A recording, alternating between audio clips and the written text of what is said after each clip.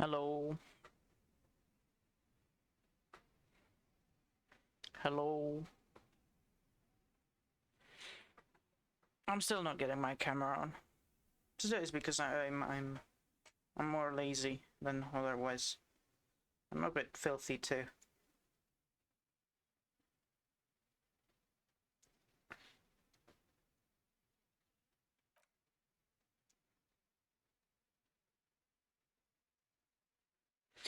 I'm a bit filthy too. So I'm just not turning a camera on to embezzle you with my beauty.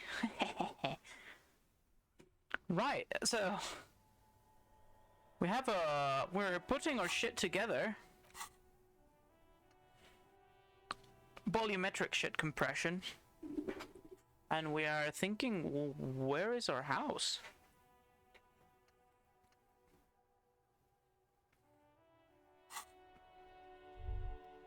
So we were going to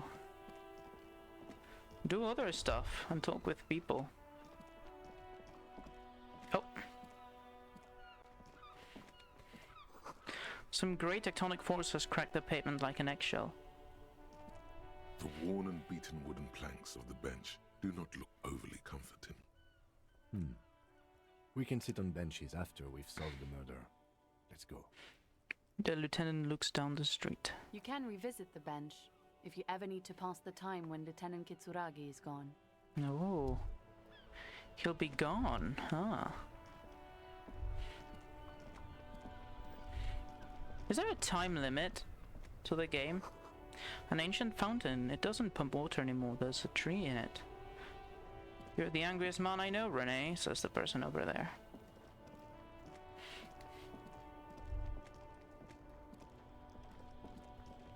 I see your collectible. I take it.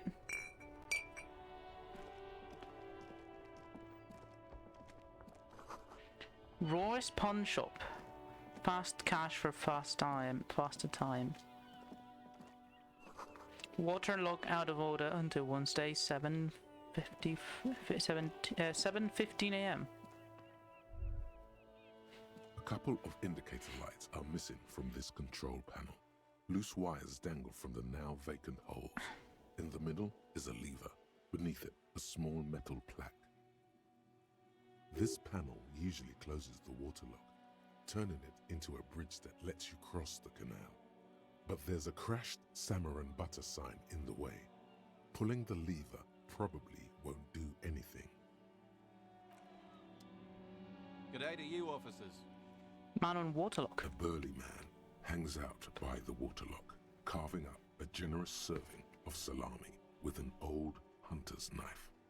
His eyes are fixed on a man stranded on the other side of the waterlock and on an enormous billboard that has fallen down into the canal between them.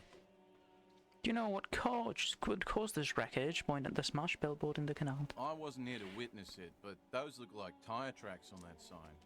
Weird, huh? Then again, plenty of daredevil drivers in Rivershoal. The words "Daredevil Driver" sound ominous to you. Too bad it also takes a year and a day to repair anything around here, especially a waterlock. The rest of the coast is closed off till then. Oh, do you know what's further down our coast? Well, there's the fishing village, an abandoned fish market, a bizarro church. Not much use to the congregation, though. There always seems to be something wrong with it. He thinks for a moment. Yeah, not really much else. Just bombed out ruins. Yeah, can I have a bit of your salami? Sure thing. He cuts a slice of salami. Want some too, officer? He turns to the lieutenant. Why not? The lieutenant ponders the offer for a moment, then decides to go for it.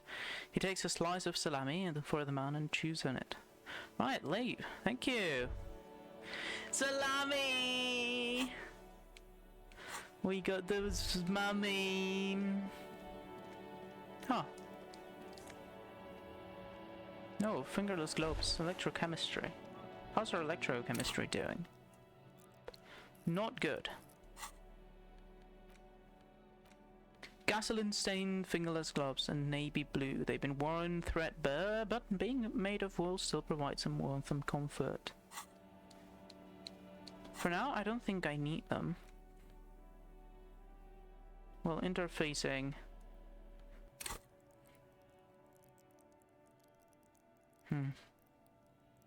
My electrochemistry is better than my interfacing. I need this.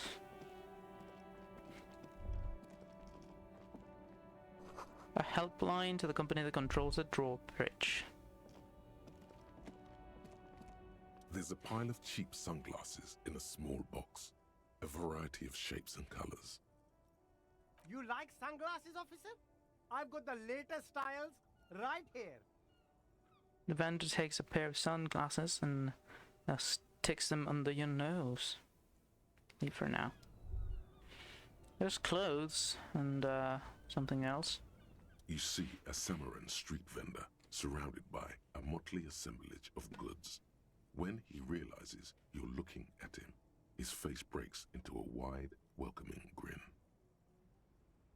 The name Sileng is embroidered over his breast pocket. Happy shopping, officer. Everything's cool here.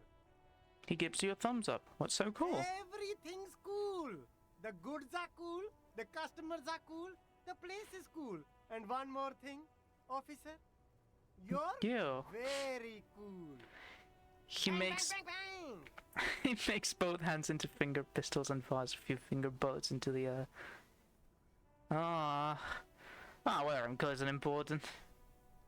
I have police questions for you. You're right, officer. 100%. No playing around then. Strictly business. Maybe I can interest you in some premium menswear instead. He adjusts his shirt collar. What kind of, rhetoric?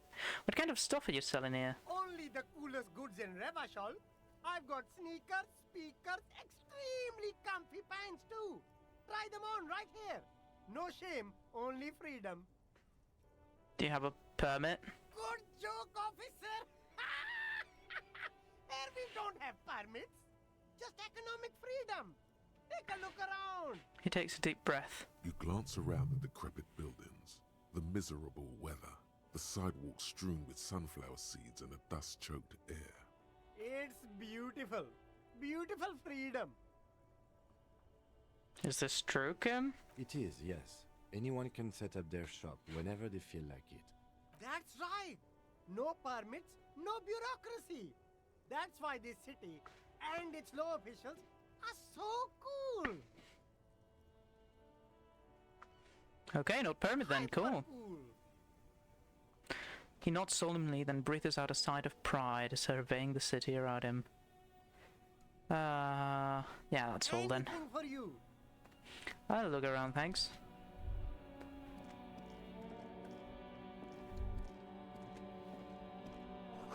Hot air raises up from the sewer, sour, acidic, and strangely comforting.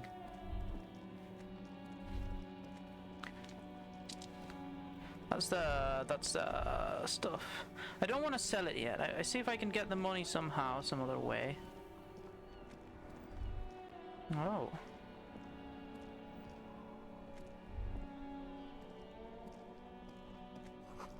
Tire tracks leading onto the roof. The slush and rain has almost washed them off. The spirited chirps and clicks of swallows fill the air. Oh, I'm in the middle of the way, sorry. Life doesn't need to be a struggle. Covers his mouth to hide a burp. I'll be with you in a moment, officer. Let me just finish my sandwich. He nods to his partner. Hold René first. Okay. Hello, René. Have you no shame? Whining about your back every time you bring out the measuring tape. Man says to his partner. René, you're a man with a fork in a world of soup. Please, let's just try to enjoy the game, alright? This one's still chewing on his sandwich. I'm trying to, but you keep breaking my concentration. You're old. I can see that. We're both old. Now stop grabbing your ass like it's a girl. These manly men are playing balls. This is a Ball game. Grab a ball and play it. Don't ask questions. Shoot first. Ask questions never. Shouldn't I ask what game is this first? No, you got this. There's the ball. You're the game.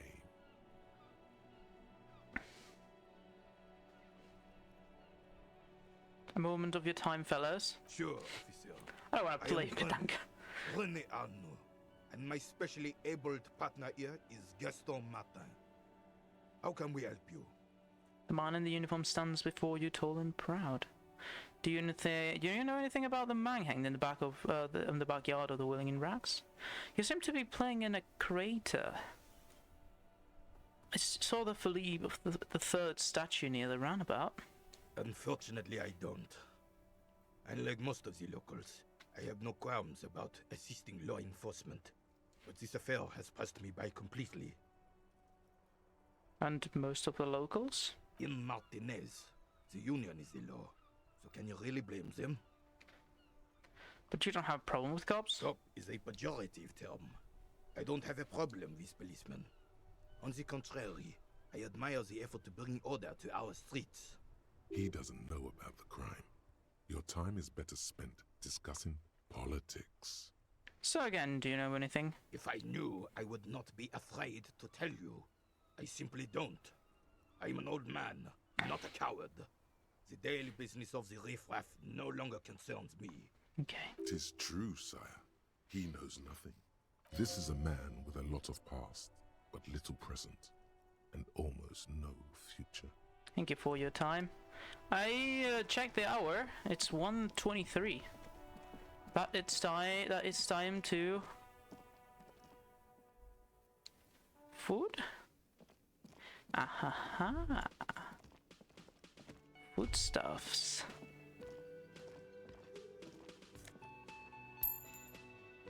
Oh, can I go in there? Yes?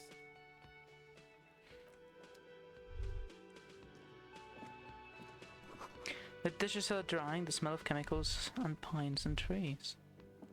They smell of chemicals and pines and trees. Yeah. An aroma of spices, alcohol and tomato hangs in the air. A thin man is smoking below an exhaust hood, occasionally sipping from his mug. This must be the Whirling's cook. As you step in, he nods toward the table and says something in a completely foreign language. The only words you can make out are Garancy and Quebec. Okay, it's definitely not his name. Whatever you do, please don't call him Garancy Quebec. Please, it's not funny. Hello, sir. Got time for a few The questions? man puts his cup down and replies something, his left hand drawing arcs in the air. We've got some impressive spots there. He smiles and bangs his ladle against each of his pots in turn. It's almost like music, especially with the sounds of assorted dishes boiling and simmering on the stove. I don't think I need anything else. Thank you. You see a heavy steel door with a prominent dimple lock. It's painted blue. You immediately feel drawn to the color. Blue is for mystery. I wonder where this door You leads. do? It's a door in the back of the kitchen. Why do you care where it leads? Well, out of duty, we may find something pertinent to the investigation. It's part of the Whirling in Rags. There's something about this place that makes me want to know. Out of duty. Yes. I suppose it's worth seeing if we can get in. Just to be thorough. As a side investigation. The door and the main investigation will merge it in a stereo If investigation. you say so. Gart is the person to ask about this. The cafeteria manager. Okay. Volumetric ship compressor. Bizarre scientific news from Revachol West today, where a police officer's shit has been observed at a pressure of around 495 gigadecimals. These metallic hydrogen levels of shit togetherness were thought to exist only at the center of collapsing stars, not law officials. It remains to be seen how long the shit singularity lasts.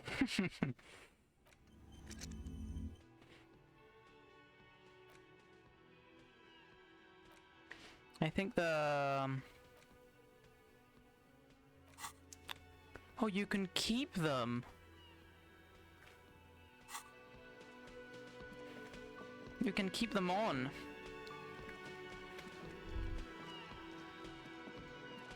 Can I help you? Another thing. Great. I love those. There's a mysterious blue steel door in the back of the kitchen. Oh, yes, that door. Sure. There's nothing mysterious about it. It's just a door.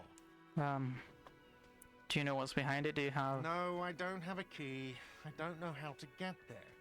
And I don't care either. It's not like I've been wondering about it for 10 years. It's just a frit warehouse, probably. Or some boring storage space with a bunch of old junk and dust. Junk and dust. He runs his finger across the counter to check for dirt. He's attempting to maintain an air of indifference. It's absolutely not convincing. I think you'd like to know what's back there! Fine, okay, a little. But my job doesn't leave me time for wondering about one locked door in one of the cafeterias I manage. So I haven't opened it. I have cleaned the whole place 100 times over, though, after the animals. And I haven't found a key, so good luck with that. Yes?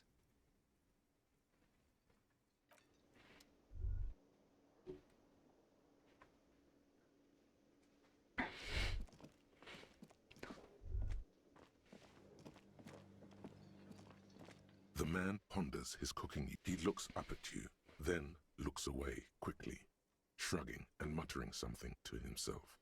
Shrugging is an international sign for, no, I don't know what's behind that door. I imagine.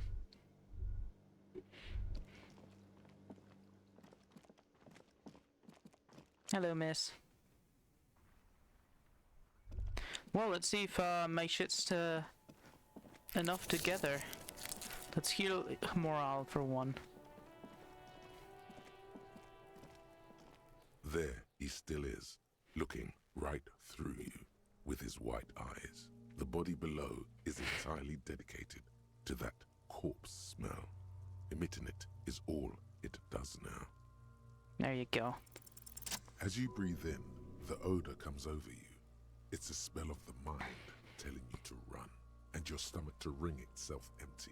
With your hands at your sides and your eyes squinting, you stand in it. Do they always do that? They do after 7 days, yes. We are deep in decomposition here. Step closer. The man before you is naked, but for a pair of underpants and enamel boots. His skin is greenish, marbled with decaying veins, and blotched by lividity. A fading web of tattoos covers his chest and shoulders.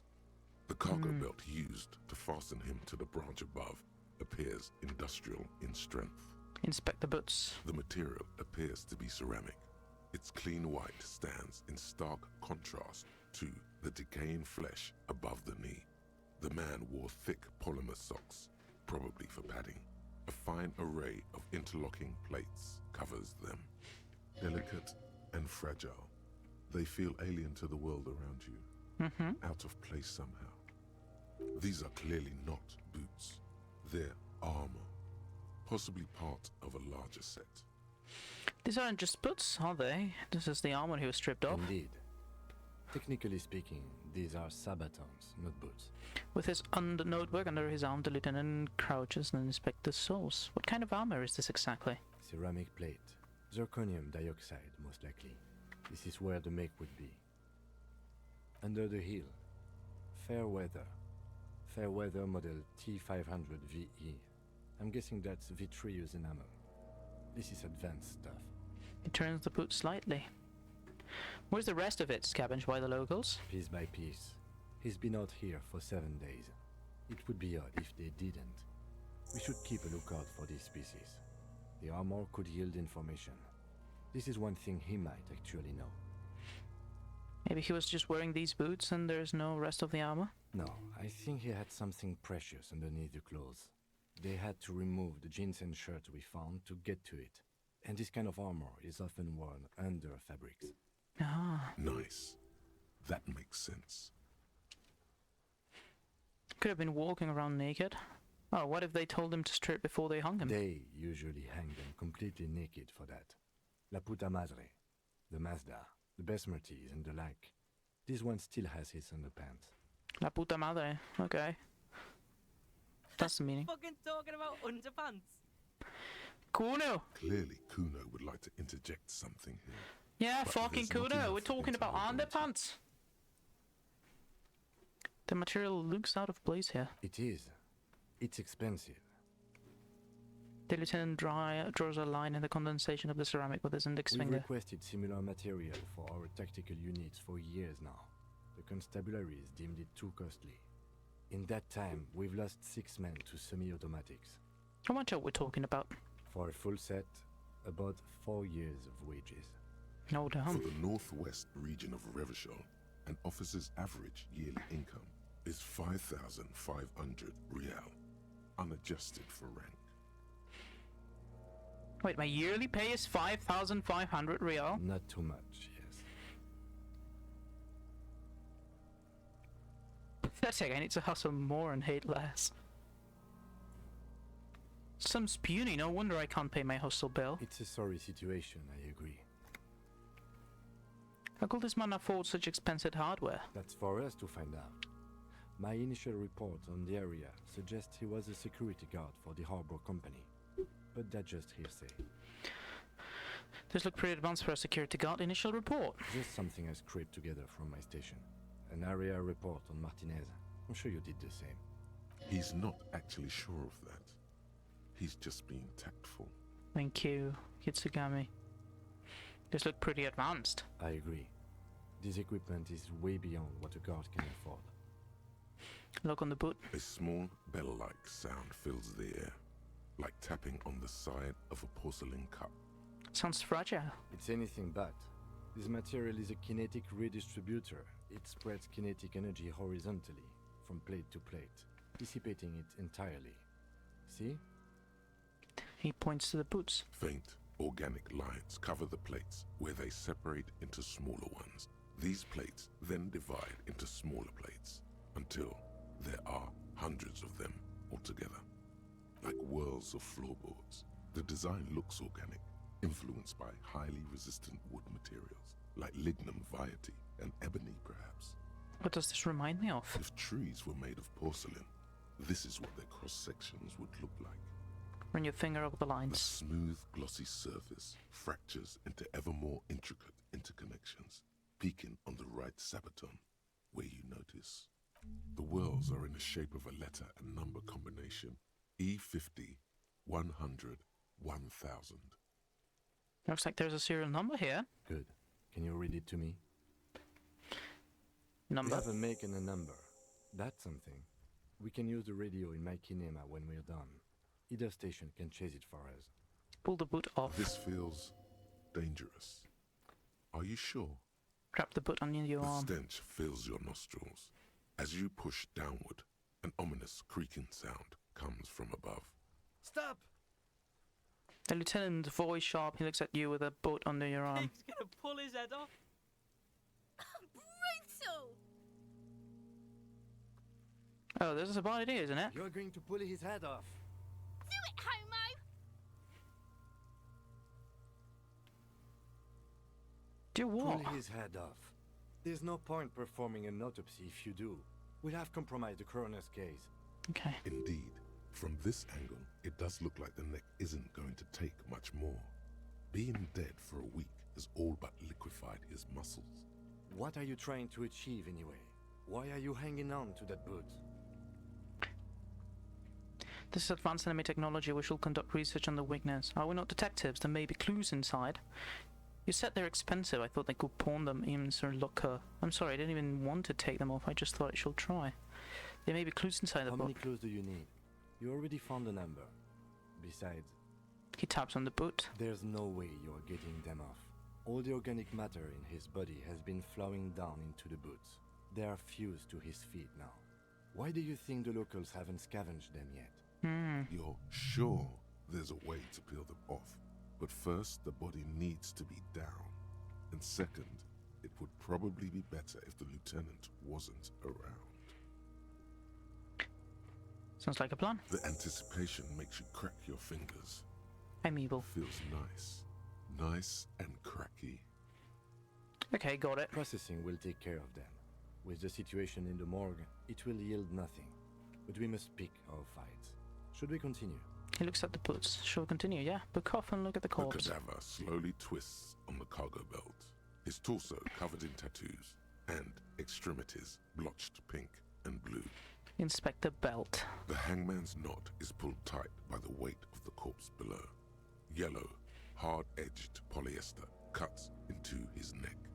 Above, a sliding buckle ties the belt to the branch. This is a steel-reinforced cargo lashing belt. Big brother of the regular cargo belt.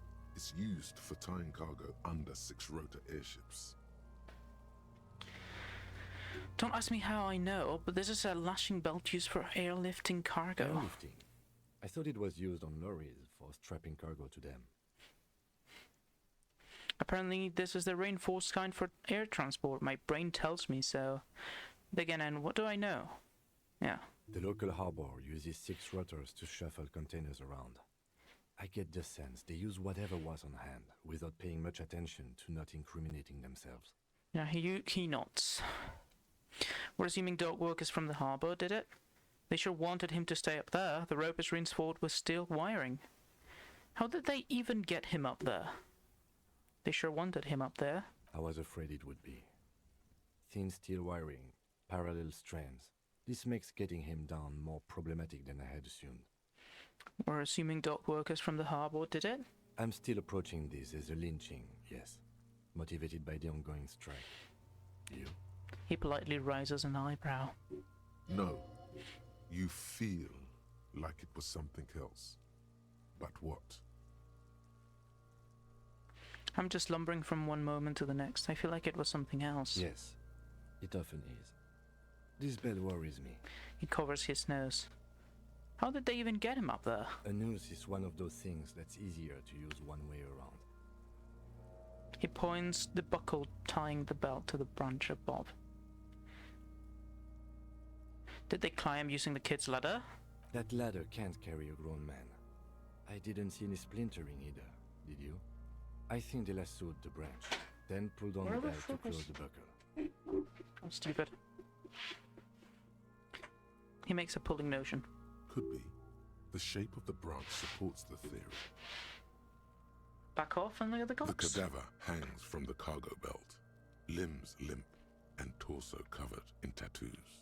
Inspect the tattoos. An intricate web of blue lines stretches across the torso, from the right shoulder to the solar plexus. Each time they intersect, a small white star is formed in their crossing. Hundreds of fading asterisks riddle his skin.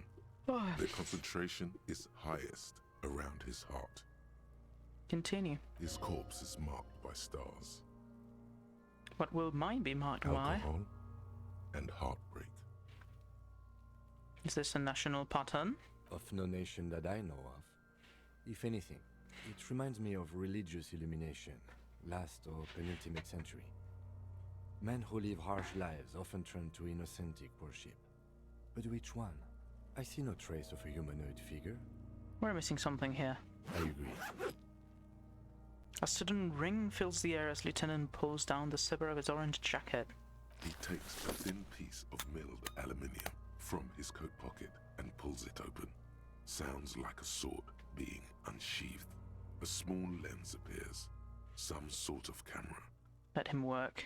Shit, Kuno! What the fuck is that? An instant color camera. He produces 2 metal-capped ampules and clicks them into place on the side of the apparatus. A thin slot shines there. I have only 2 ampoules, so nobody move. I don't want to waste one. He points the camera at the corpse, peering into it. The lens needs adjusting then. A sound, a shrill flash, followed by the breaking of a small ampoule of glass. You see streams of color pour onto the thick, glossy piece of paper, rolling out. That's quite a beautiful picture. What I'm trying to say is that the colors are fantastic. The composition is so good of the art in this game. In case we need it. The lieutenant says and shakes the paper, letting it dry in the cold wind. On it, a color-perfect copy of the dead man's tattooed chest. Cool machine. Yes, it is pretty cool, isn't it? He slides the camera close and tucks it away in his belt. Why do we need this photo for? It contains insight to the victim's person. By his build, I'd say this was a man of physical violence. The story he wanted his body to tell was important to him. It is his letter, to us. Someone should decipher it. We'll need to show it around. Say nothing. Here, a souvenir. Don't lose it. He hands you the piece of rolled up photo paper. It's no larger than a pack of cigarettes. The glassy-eyed corpse looks by, his mouth mute and his skin as colorful as the chemical rainbow on the photo paper, teeming with opportunistic organisms. Look him in the eye. His eyes are milky white and blind to the world, protruding comically from their sockets. There is no one home, just subaquatic terrors there. Dark brown hair grows on his head. His face is ready to explode from the organic processes inside. The death's head grin has passed. What remains is an unrecognizable mess. Inland Empire, tell me, who are you, dead man? I'm gone. The hanged man. I can see you're gone, but who are you? I'm a joke. Look at me. There's nothing funny about you. You're now, but who were you when you were alive? There's nothing funny about you. There is nothing funny about jokes either. Who were you when you were alive? A killer. A motherfucker. And a killer. I have another question for you. Go ahead, Kobo. Kobo? Where have you gone? Into the wild pale yonder. Where is that? In the past. Way out in the west. What is happening? What do you mean? I'm talking to you. It's the power of your... Black frothy liquid start bubbling on his lips. imagination. Continue. Yeah, man! Don't be crazy! Inanimate objects and dead people can't really talk to you! Your wild imagination is doing this. Ask some more of those questions you love so much. Shut up, He Necktie. loves those. Why do I love questions so much? Because you're a copperoonie. Look at all of them go. Do you want more questions? Yeah, give me more. Here you go, you loony. Is my name Rooney? Fuck no. You're no Rooney. Rooney's obviously not who I am. Between you and me, your name is probably Harry. No, I can't be Harry. I refuse. Could I be Harry? You can be anything you want, brother Corpo. Why do you feel like forgotten something terrible? Because you have. I hate you. You stink and you're boring. Do I remind you of someone? A Oh. child born with Muller's disease, harlequinism, grown up miraculously. A baby infected with harlequinism? You sure I got out of that one, Coppellini. Enough. Come back later, Corpo. Squinting. Amuse yourself with my frank manners and my memento mori features. If possible, also, see me in your dreams.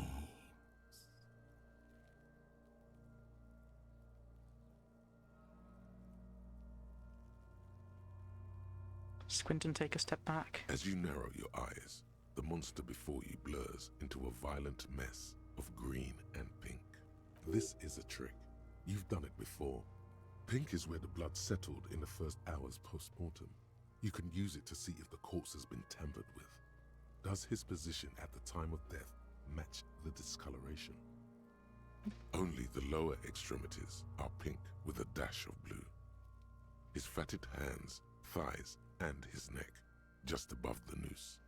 The rest of the corpse appears dark green in the cold spring air. His face and heart's on pink, thighs too. I see it. His neck too. The lividity goes right up his chin. We have good, well-pronounced discoloration here. Adjust his glasses. The monster comes back into focus, an explosion of color, coursing with dark marbled veins. His stomach appears pregnant with something. Black liquid streams down his thigh and onto his boot. So, what do you think? I think he's dead. I think he was upright. After death, his hands, feet, and neck are discolored. Something's coming out of him. He's beaten. See the bruises? I do. Most of them are post-mortem. Maybe even all of them. The delinquents have made our jobs harder with their little sport. Stop talking in riddles, coin slot. It means you fucked him up good, Kuno. Fucked him up brutal like. I think he was upright. His hands, feet, and neck are discolored. Agreed. Especially on the neck. The belt acted like a tourniquet, keeping the blood in his head. The hypostasis supports her hanging. He points to the belt. Could it still be that he was moved after death? Maybe he was strangled by someone? There's always a chance. We should check for ligament marks on his neck to see if they're in tune with the belt. We'll have to get him down first. Oh, something's coming out of him. A pool of blood and feces has eaten into the frozen mud below the man's feet. Purge liquid is dripping into it, drop by drop.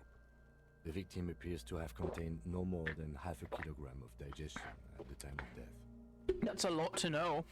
The fuck he's saying? Talking about shit. We got lucky. Maybe he went to the toilet sometime before death. Goddamn right I am a I can't say this out loud because Twitch doesn't know. But everyone knows that I can say it too. Maybe we got lucky. Did we? I don't feel lucky. I think he's dead. I agree. His personality is no longer a part of the world. Totally dead. The world no longer stores his personality in its composition. There was a time for that and it happened 7 days ago. No, better not to say that, too heavy. Totally. This Buster's not coming back. Deadity deady dead dead dead. What is dead anyway? That sounds about right, yes. But there is no breath to catch. Only the cadaver filling the air and your nostrils. He slowly rotates before you, decomposing. So how do we get him down? I have something I need to know. Okay. Are you sure we finished the preliminary examination of the cadaver? We might miss some of these things once he's done.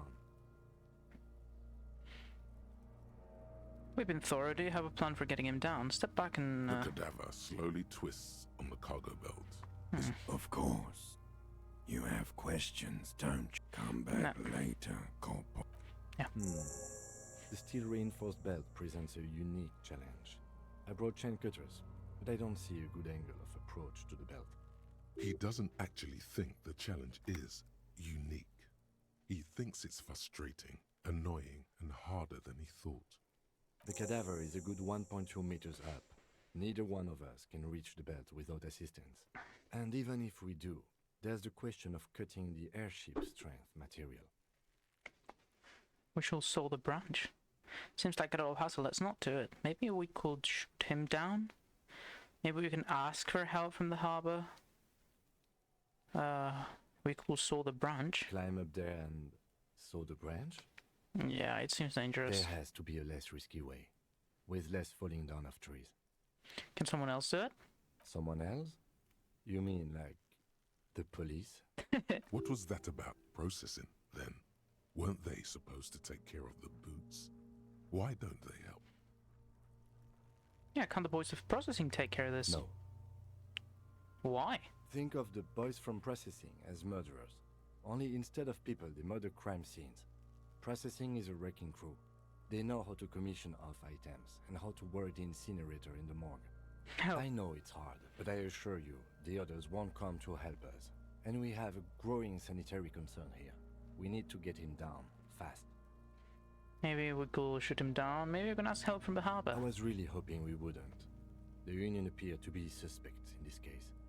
It seems like a dangerous route to go down. Yeah, let's reconsider. But what other options? The corpse twists on the belt, like chicken on a skewer. I'm out of ideas. Let's have another look at him. Maybe we could, well, let's ask, let's not do We are it. not getting him down already. Not getting him down is a task that's already accomplished. Sadly, it's not our job to keep him up there, but to get him down. I don't really want to pull his head off. How do you plan to get him down then? With social sensibility? Are you going to educate him down? Maybe we could shoot him down. Yeah! Bang bang time, pig! Shoot his head off! The enthusiasm is unrestrained. How? Where the buckle ties the rope to the branch. That's a good spot to aim.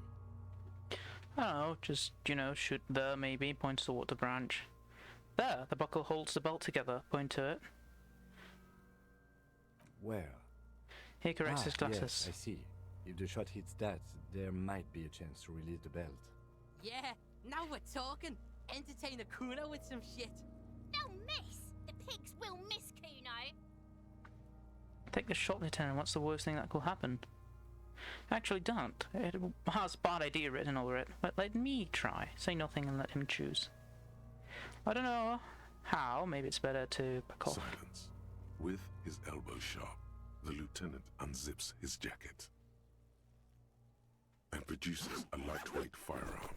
He drops a paper cartridge in the barrel, separates the scouring stick, and gives the cartridge 5 tucks. That's a Kiel A9090 Armistice, mass-produced muzzleloader, ascetic, frugal, one of the most common firearms in the world. He then steps back and assumes the fellow's desk position, taking aim. The corner of his eye twitches. His finger is on the trigger. Say nothing. He's gonna fucking miss! The kid's voice is drowned in a shrill blast that echoes off the walls of the surrounding tenements. A cloud of smoke slowly parts in the air as the lieutenant steps back and says to himself, God damn it. He feels bad about it. About his eyes mostly. Just having bad eyesight. Probably from a young age. Whatever you do, do not console him. Fucking idiot! Mookaba asshole! Kuno could have hit it easy, but then Kuno's not fucking handicapped, is he? What now? I have to say, it's beginning to look unlikely we can get him down without assistance. Can I have a gun? Should I shall try. Bad as it is, us shooting firearms like punks. He pauses, then shrugs and proceeds to load the Go pistol. ahead, I'm not stopping you. Just don't lose it. The piece shines in his outstretched hand. I only have one! This is the sorriest pair of pigs Kuno's ever seen. Yeah, take it, you fucking banani poika! Take it and shoot yourself in the mouth! Feel the weight The first. cold piece of bakelite and gunmetal is surprisingly light. Your fingers fit right through the guard, instinctively resting on the trigger. The fuck are you waiting for, Kuno? Tell him to shoot himself in the mouth! Point the gun at the belt. The buckle comes into focus in your sights. You stand with your feet planted firmly in the ground and your left hand supporting your gun arm. Why don't you just shoot yourself in your mouth? At least you won't miss. Yeah. I agree. Enough gunslinging for today. But what about the We body? need to access the harbor and ask the leader of the Union to have it taken down. They have the tools, and they have men. Okay.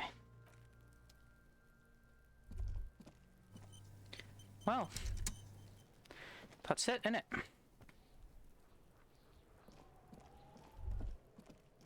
For now.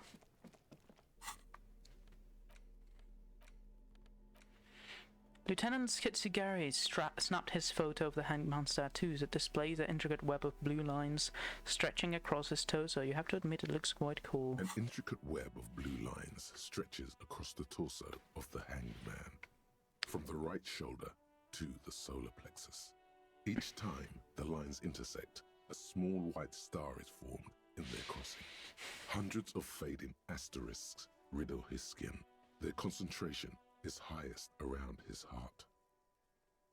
The pattern still kind of has an ethnic feel to it, but nothing familiar. Why? Gone. What's the meaning of this tattoo? For you to discover. You've gotten as far as you will without assistance. Someone who knows about history could tell you. I'll put the photo away. I can level up. Where's the rest of the armor? And the number of the victim's armor. Getting the hanged man's boots. The victim tattoos. Get the body down. Right. I can level up again. I could level up perception again. Where's my... Oh, items -2. There's something about my items making it difficult. Let's do...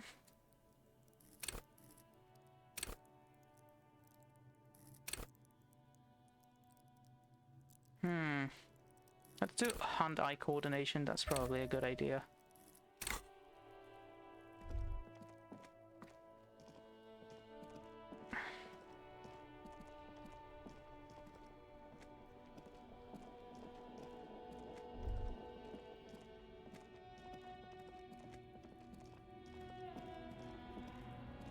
For something, Aunt?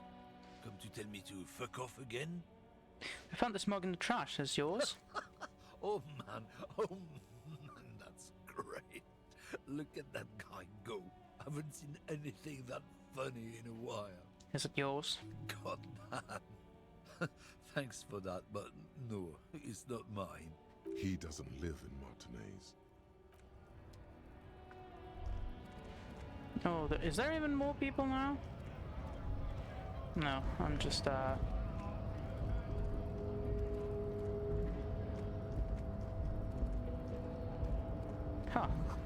In case of a strike, press button behind Gar. Hermetically sealed door locked by electronic means. There's no lock picking a door. The future becomes to measure head. Can I talk with them? I can. Hello, mister. Nobody betrays your degeneracy. Yeah, Measurehead. His body totally betrays his degeneracy. Don't say anything. Size him up first.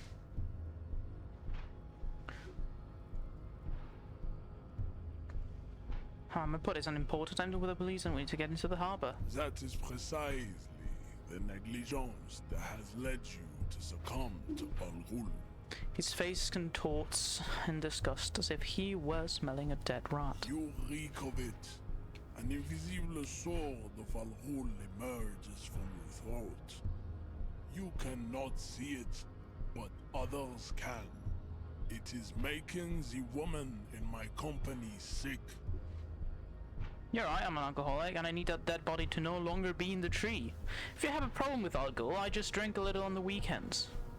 Now, if I need you to take down the dead body, or let me in. You're right, I'm an alcoholic, and I need that body to no longer be in the tree. No, you don't. You need to get another drink. Occidental Haplogroup B4 is done giving orders around here. The influence of the ham sandwich race is waning. Show him the ham still got him. Does this remind you of someone? The guy down there? That fat racist over there? Just him after pumping some iron. Actually, I think the ham sandwich race still has it in them. I am the police and I need you to comply now. The race stuff isn't important here, I just want you to help me to do my job, please. Begging for help. Attempting to pass via for cooperation. How far the Occidental Haplogroup has fallen. You were once a noble and powerful race. You gave the world eugenics, electricity, and powerful weapons of war like missiles and aerostatic aircraft. You made great gains in metallurgy, race theory, and statecraft.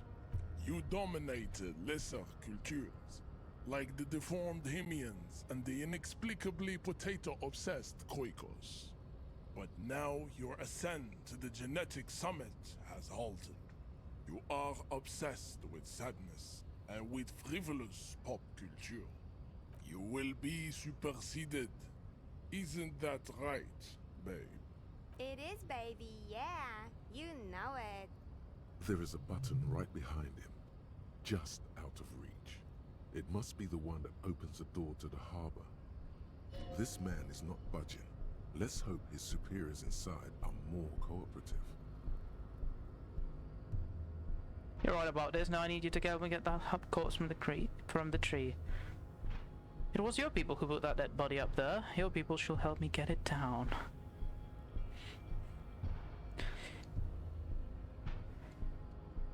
Come on, I just need you to move about 20 centimeters back. You're right about all this. Now I need to... yeah. Enough with this begging. You should leave the stage of history with dignity by inviting the other races to a great world war. Bring your troops to the Simenon Islands and to Boogie Street, and we will pulverize you. When you are gone, we will build a museum for you. The walls will be lined with bottles of Al Ghul, your beloved beverage. Inside, we will store the odes to homosexuality you call art, and your microcephalic skulls. There may be a peaceful solution to this. You could internalize Measurehead's race theory. He would take you as one of his own. Wouldn't that mean I have to become a Seminese supremacist myself? Well, not as such. What you do with a mastery of advanced race theory is up to you. You could reject the findings. Advanced racist. And become an advanced racist.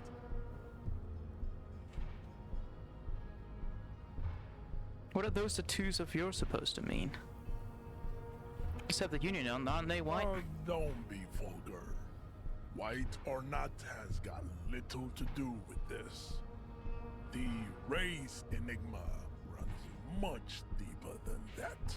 He turns his eyes towards the harbor, seemingly bored with you. There must be some friction there.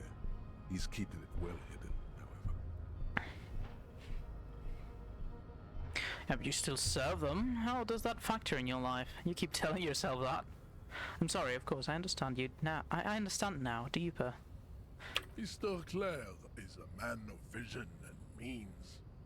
He has the will to confront polycultural capital, something your race, naivistic communists, never did. Also, to serve is noble. It takes discipline. Your petulant individualism has only contributed to your race failure. It is lax and moronic. My jam is a mysterious fourth thing. Jam.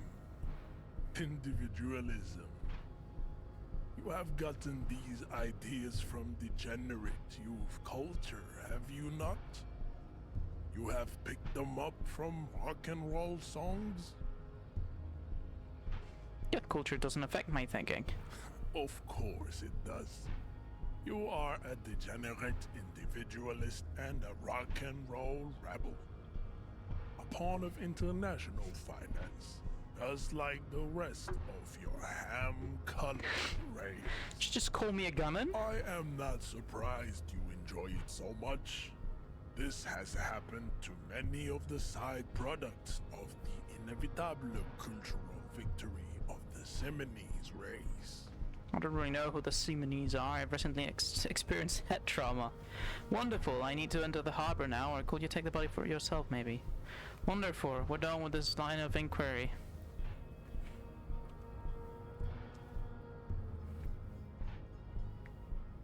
What you need is to come to terms with extinction and never getting that dead body down from the tree. Looks at the button behind him, and the tattoos on his face move to reveal the smallest of smiles. Know anything about this mug? He does not so much as glance at the object. But is your kind of thing? Stop showing me your pathetic cup. I have no interest in it. He had nothing to do with it. What are those two of you supposed to mean? Racists are generally not very good examples of their race. He gestures towards the doorman. I am not like them. I am craniometric perfection. I have taken the trouble to permanently draw a phrenologic grid on my skull and features. This should dispel any doubt. Say nothing. Your silence betrays your inferiority. You do not have a reply. You should enter a deep race slumber. Perhaps in 4,000 years, there is need for a servile homunculus. Oh my god. I think this racist is better than the last, but the next racist will be the real. That will be the... That will be a lucky racist. He will grant us 3 wishes. Your pedomorphic friend has quick wits, a protruding occiput, and an indented zygomatic bone. He leans in to inspect. The lieutenant does not flinch. You should keep him close. The congenital defect of farsightedness does not render him a complete invalid. He still has the use of his mind. Conceptualizations ascribe to his advanced race theory. Ask what kind of races there are first. Classification is core to this stuff. Measurehead, I am new to this world. Help me understand its races. I need to know what kind of different races are there. Do you? It's for the thing. The lieutenant looks toward the harbor's electronic door, and then to you. He lets out an audible sigh. You are obviously a liberal, Sailite. A polyculturalist. I can see it from your love of mycotechnology and your sartorial choices. Do not deny your friend the truth you have denied yourself. The man tells him. There are 3 categories of race. Type A, the heroic races. Type B, the servile races. And the vile CF race cauldron of pederasty. Which one do you need education on? Type A. Those are the Simonese, the Areopagite, and the Occidentals, excluding the Maun, of course. The Maun are riddled with eczema to the point where they find it impossible to smile. They are all lactose intolerant, a common result of inbreeding. A receding genetic pool has led the Maun on reprehensible street parades in Maun cities like Stadskanal and Vredefort, wearing wooden clogs on their feet and little green tassels on their hats. No, who exactly are the Maun? You know them by the names of their nation-states. The Oranese, the Gotwaldians, and the Königsteiners. My people simply call them Maun. Mahoon is a derogative term for first world people of Gotwaldian descent. They do not all have eczema. Also, people of Katla, like the Suru and the Uhu, are much more lactose intolerant. The wooden clogs, though? In some municipalities of Oranje, people do wear shoes made of wood to street parades. Green, orange, and even yellow tassels have also been seen on hats. The Maun are proof that you can have too much Occidental racial purity and tassel-centric culture. Inbreeding has led to a lactose intolerance. That's my boyfriend. Whom no one can take seriously.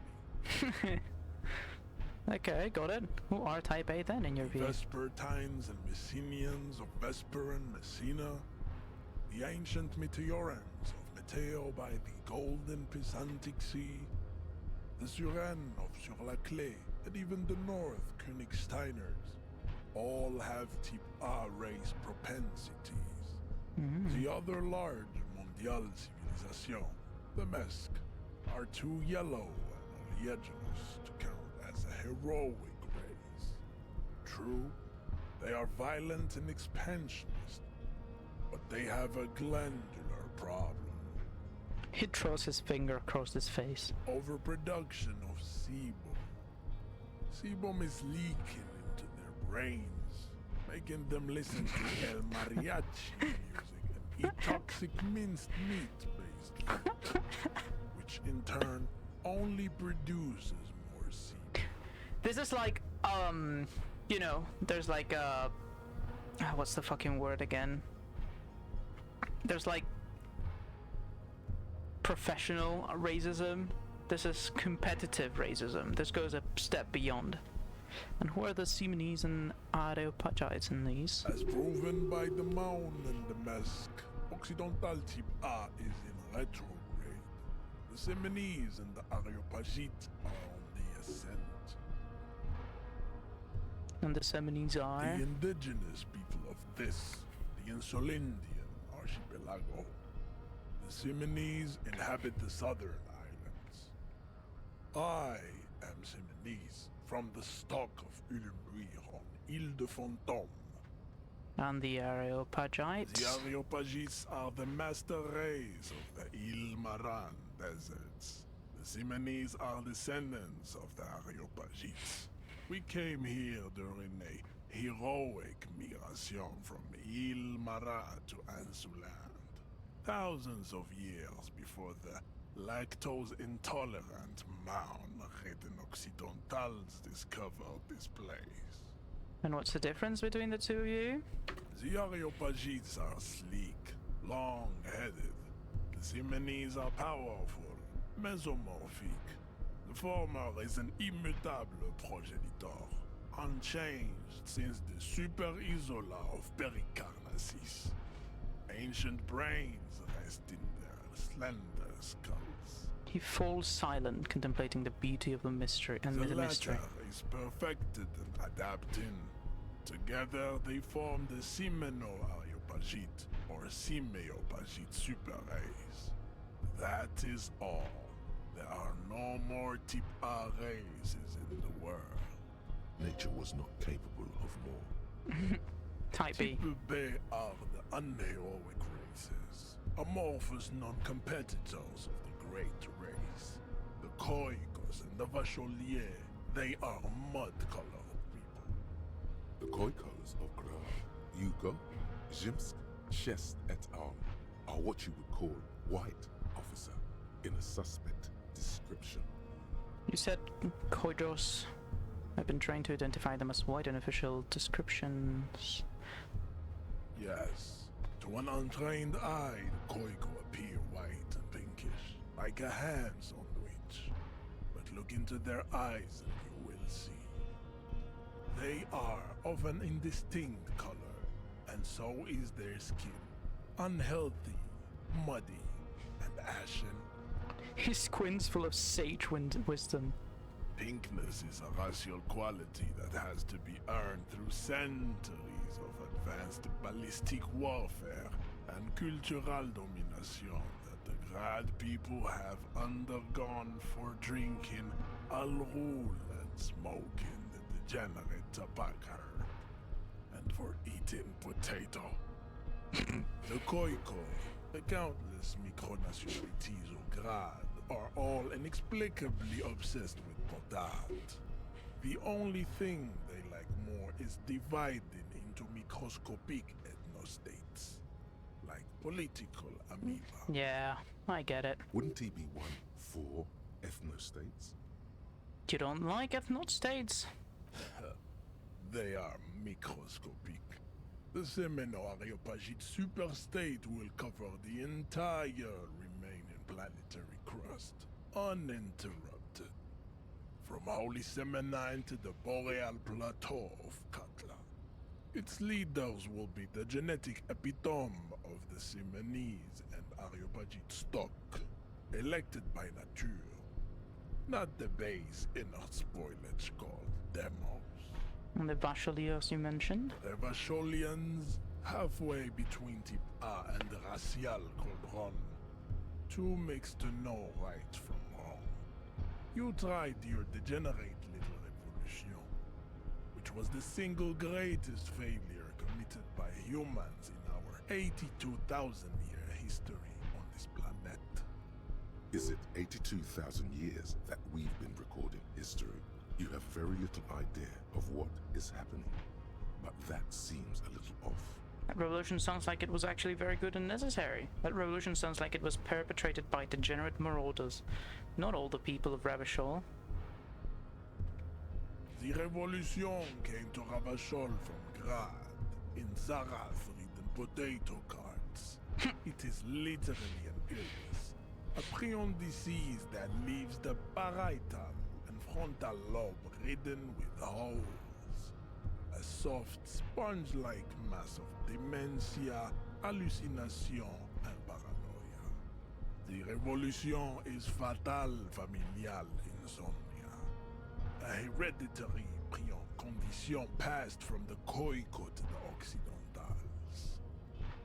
But not sexually.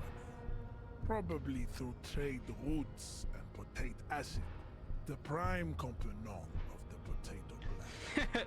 He pauses in theoretic self-reflection. Enough of Tibet mediocrity. He's not satisfied with the outcome.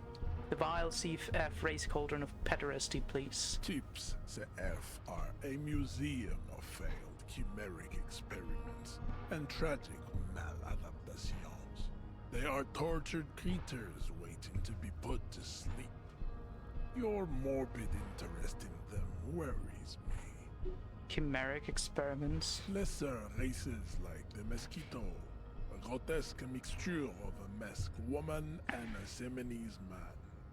Only possible if the mother is masked and the father Semenese. The other way around, they fail to produce offspring. The mosquito is born sterile, like a donkey. All they have left is to ride customized motor carriages with hydraulic suspension, listening to aggressive El Mariachi music to vent their impotent despair. He looks west ruefully. It seems unlikely that two human beings produce genetically sterile offspring.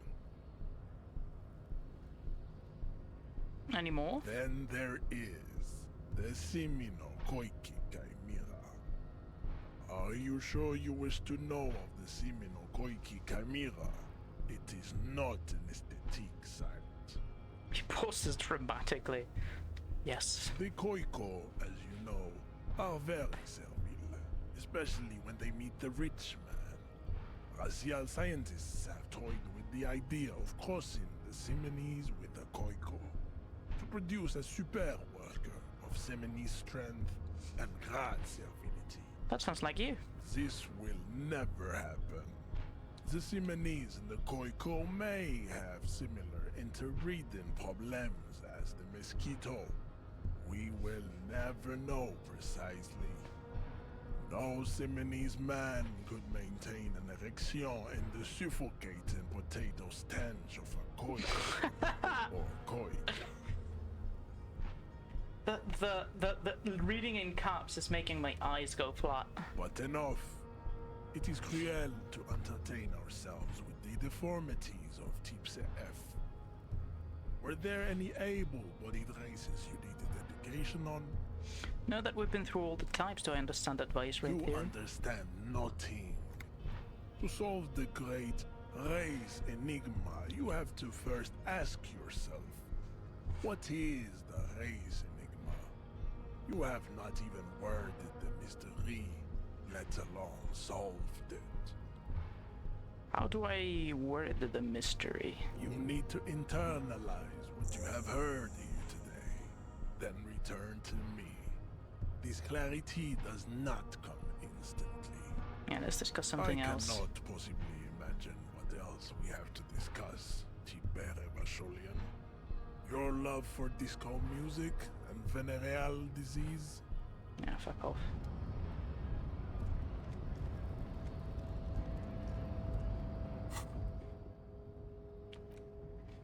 An hour? Yeah, let's internalize it for a minute. A massive fantastic razor swirls in your head. Desert pygmies playing with their own excrement, koi cots juggling potatoes, eczema-ridden mounds and grinning and dancing on wooden clogs. Everyone is there, the whole race gang, plus some that you may have come up with yourself. The thieving subkipts and the zeolite cast of fortunates hatching some kind of scheme. In the eye of this race Empyrean, a vertigo reaching up to the heavens, you sense something drawing nearer. Oh. That's gonna be funny. Put the advanced race theory idea into a free internalizing slot in your head. If there are no free slots, free open up. Then pass some time, and once internalized, return to measure head. This is how thinking is done.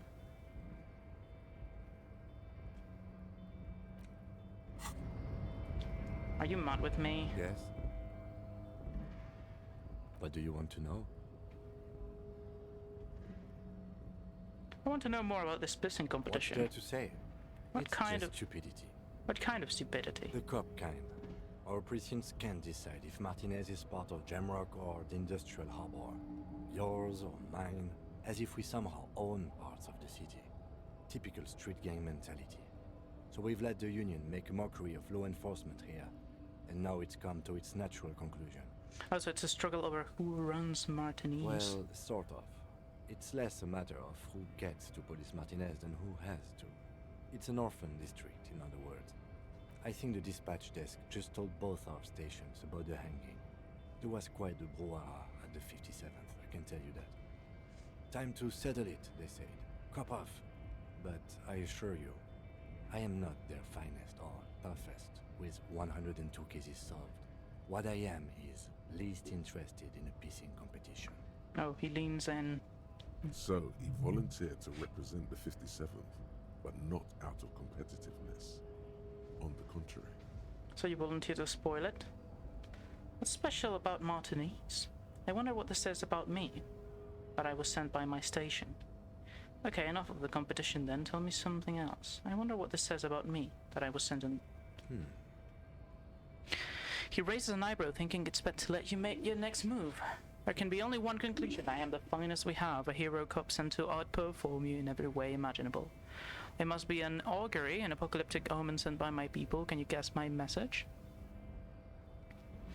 Don't be scared, but I think I may have supernatural abilities. I probably have an unbelievable kill count. I'm gonna leave why I was sent unspecified. The silence carries. What's special about Martinez? Martinez? Nothing. It's just a puddle at the end of some drain pipe. No one cares about this place. They care about sports. Most of our colleagues don't even know how to get here. North of the interchange doesn't exist. You volunteer to spoil it? Yes. I'm an unrepentant spoil sport. The lieutenant appears pleased with this. Okay, enough. Yes, it's a wholly pointless matter. Forget I ever mentioned it.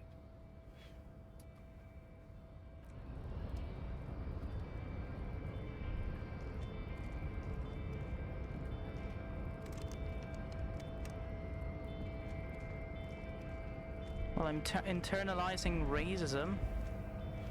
That's pretty funny. There's more ways we can go to. It's a bit late in the evening though, isn't it?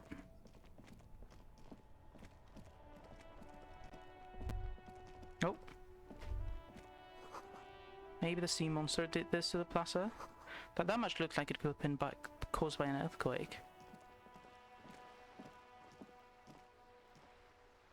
Vigilance officer, what can this old carabiner do for you?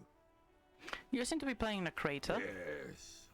The terrain here provides an interesting variety to a familiar game. Was there an earthquake here? Do you know what created it? I do. Fire from heavy artillery. Oh, it's a crater left by artillery fire, but why? Why what? Why was their artillery used? Because that's what happens when communists hijack your country, execute your supreme leadership, and turn your capital into a slaughterhouse. You use heavy ordnance to clean up your home. Right. Did you use artillery fire against them? Sadly, no. It was the foreigners who brought them to their knees. We fought valiantly. Too valiantly. So valiantly we got licked. He adds, squeezing a ball in his fist. Should have fought dirty, like they did with their suicide sex cult propaganda and mad anarchist women strapped to shrapnel bombs. We didn't though, and we lacked caliber. God bless him, but the suzerain's cannons simply weren't big enough. It was probably a bit more complicated than that. Why shell them here in Martinez? Because this place is a damn beachhead. Had to soften the commies up first. He says, pointing at the bay. Yes, the military coordinated amphibious landing to take back Revachol. He nods, inspecting you with some disdain. Martinez was used as one of the 3 footholds in Revachol during Operation Deathblow in 08. The other 2 are off in Stella Maris and the Delta. He points to the northeast.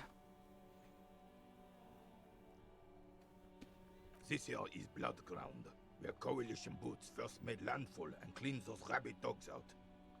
Most likely, we're playing pétanque on their mangled corpses. He says, looking down at the soil. Blood ground.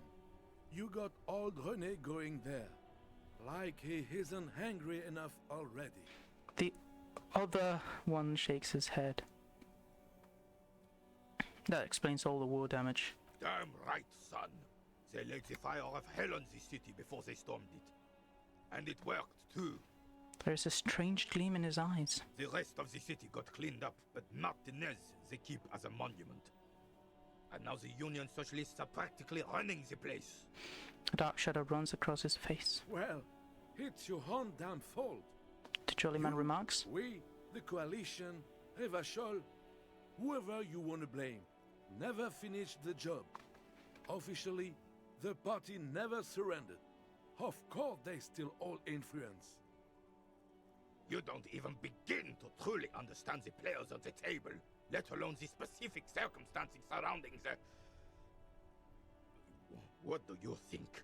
He stops mid-sentence and turns to you. Thinking men have opinions on these things.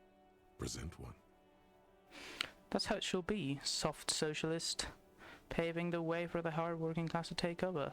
Foreign powers cleaned up our mess and now they rule us. Shake your head in shame. This coalition seems quite capable, actually. Commies just don't understand how money works. Nothing. I don't think. I just do. I'm just so damn sorry it had to be the coalition. After 8 years of fighting those hyenas, boiling cats for food and drinking piss in the mountains. He isn't really paying attention to your words anymore. I would have preferred if the Right Honorable King Guillaume returned through Revachol, or even if that damn clan Frisel had risen from the grave and led us. Sadly, that was not the case. This royal failure weighs heavily on him. Instead, all that is just, holy, and beautiful in the world was wiped away, and now it's neon signs with toothpaste ads everywhere. Foreign influence peddling garbage and stupid music on the radio. He sighs. This is just what the commies wanted. This was their plan all along. This is what they wanted to replace the role of the suzerain with. So the commies are allowing a capitalism to come in? How does Philip III factor in this? Points toward the monument. It doesn't. That was 100 years ago. Ain't got nothing to do with anything. Who was this Frizzle? Damn Frisel. He was the king we couldn't protect. The Carabineers failed him, and the crown. He died in the hands of the Hyperlay, in a very public execution. The old veteran falls silent and massages his chest. You mentioned Guillaume? A true king in both blood and mind, led Revachol before Frisel. He would have been better, but the damn commies drove him into exile. What exactly is a suzerain? The suzerain is the king! Has everyone forgotten already? They forgotten already. He then slowly nods and says to himself, It's no use talking to you. You were still in Daddy's balls when it happened. When we took our last stand against the Filth and rode the cavalry straight into gunfire. What is this about? What is it about this old soldier that makes him stand so proud? Can't do it. I saw the statue of Philip III near the roundabout. Ah, yes! King Philip III on his steed. A reminder of what Revachol once was. Oh, absolutely.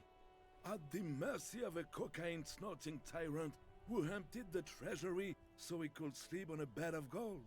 He smiles as if reliving a pleasant memory. A superpower, feared and respected. A testament to what this country can be under the leadership of a true king. Someone who knows how to rule. How should a true king rule? Decisively, without fear of offending the sensibilities of the frail and weak-minded among his subjects. This is something the insurgents never understood. Seems to me a leader should take care of his people before himself. Powerful leaders not afraid to do what must be done. That's what this country needs. I'm not sure how I feel about that. Yeah, and this is also a very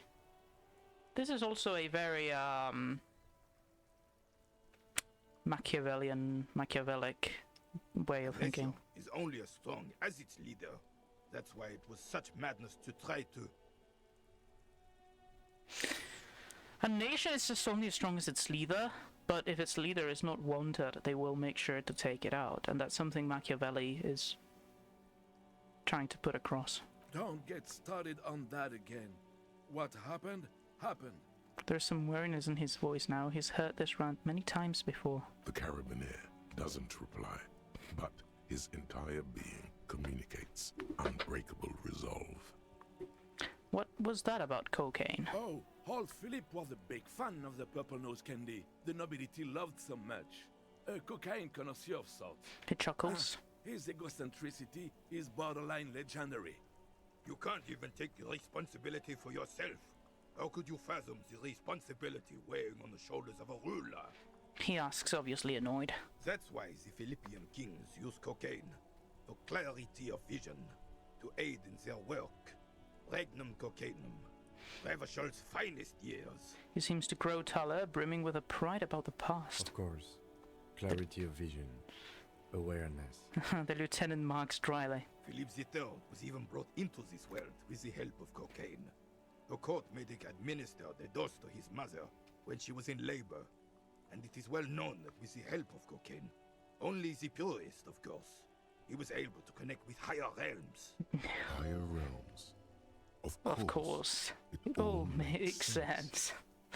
He's just making excuses for the king's habits, isn't he? Yeah. So responsibility requires a boost of every now and then. I sometimes need one too. Seems like irresponsible behavior for a monarch. Drug users shouldn't even operate heavy machinery, much less rural countries. What's this about higher realms? It's really not. He turns to Renee. Do spare us the cocaine fairy tales. Yes, indeed. We're not here to investigate the drug trade of centuries past. Let's talk about something else. Right. Thank you for your time. Have you finished? I have really outdone myself. He takes a bite of his sandwich. Divine. Yes, that's what you need, Gaston. More padding on that fat arse of yours. I hope your heart gives out. Honey, it's a little pleasures. Life doesn't need to be a struggle. Hello, officer. How might I be of assistance on this fine day? Tell me, what do you know about the dead man? Let me think. I heard someone was hanged and left on a tree for a week. But that's all I know, really. He looks at the clouds wistfully. Oh, come on, you must have heard something. No, officers, I'm sorry. And I really would like to assist. He adds, smiling apologetically. You are both good guys. I can see that. Then help them, you wimp. You have plenty of shoulder with the ghost caviar in the Union. Someone must know something. Reproach fills his eyes. He means caviar socialists. I wish I could, but I just don't know anything. I always keep my nose clean and don't gossip. Everyone knows and respects that. His cheeks turn red. Respects? The old carabinier can't believe what he's hearing. Sounds a bit like you're holding back. I'm not even anyone. He assures you not. Of course he's holding back. His mouth is so full of union prick he can't even speak properly. The carabinier crosses his arms. Can I at least finish my fucking sentence before you piss on it? Is that okay, René? His eyes are furious. I'm not anyone impotent in the Union. I just know Evrard. Who's this Evrard? Evrard Clare. Everyone in Martinez knows the Clare brothers. I taught these boys human studies and history in the gymnasium. Everyone, he says solemnly. What do you know about history? You never witnessed history. Only heard about it years later, when it had already moved on. You don't know history. The carabinier snaps at Gaston. The old soldier mumbles something under his breath and turns to face the sea. There he stands, proud, rigid and alone, like a cracking marble statue. Let's try not to get caught in a crossfire. Lest we leave riddled with bullet holes. This animosity is ancient. Are you a union member? Oh, in many ways, yes. Like an honorary member. I attend meetings and parties, help with little things. Evrard, Edgar, and the older debarders all know me. His cheeks turn red again. So you're not an actual member? Not in the technical sense. I don't have a vote or a membership card. But Evrard keeps me on the payroll, just for the little things. His eyes fix on the bowls in the crater. Of course he's not a member. He's not a member of anything. I knew that. He frowns. He's a Weservein. Turns to where the wind blows and tries to look important. I hate this socialist rabble. But even siding with them is better than living your entire life on the fence. Never committing to anything. Pick a damn side already. What are the little things you do for Evrard? Writing work mostly. Occasionally, he needs something written, and I happen to have a way with words, people say. What kind of things do you write for him? Oh, nothing official, I assure you. Just essays for the newspapers. About Martinez and how things are and how they could be. Evrard and I have these long talks where... Well, he tells his little pen man exactly what to say. It's commie propaganda, plain and simple. You should be ashamed of yourself. Are you a caviar socialist? I don't even consider myself a regular socialist. Politics is not really something I involve myself in, officer. But you need to believe in something. Freedom, the people, rubbish, or even money. That's smart. I keep my nose clean too. How can you write those newspaper pieces if you're not political? I have a vivid imagination. And like I said, I have a way with words. That's enough. No need to sink into politics. He just fluffs it up. Of course. Don't sink into anything. Don't sink into any fight. Only sink into your couch. But you need to believe in something. Freedom, the people, are rubbish, or even money. No, I don't believe that. That's smart. I keep my nose clean too. Easier that way. Besides, life isn't as black and white as René's of the world tried to make it seem. It's all shades of grey, really. He nods in approval. Mon Dieu. Thanks. That's all for now. No, thank you. For being consummate professionals. You'll have this case wrapped up in no time. Bye for now.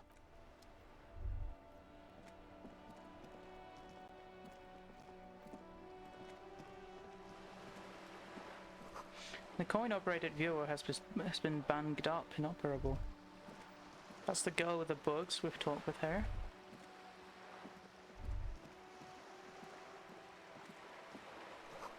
The at rates broken windows. Tips has windows.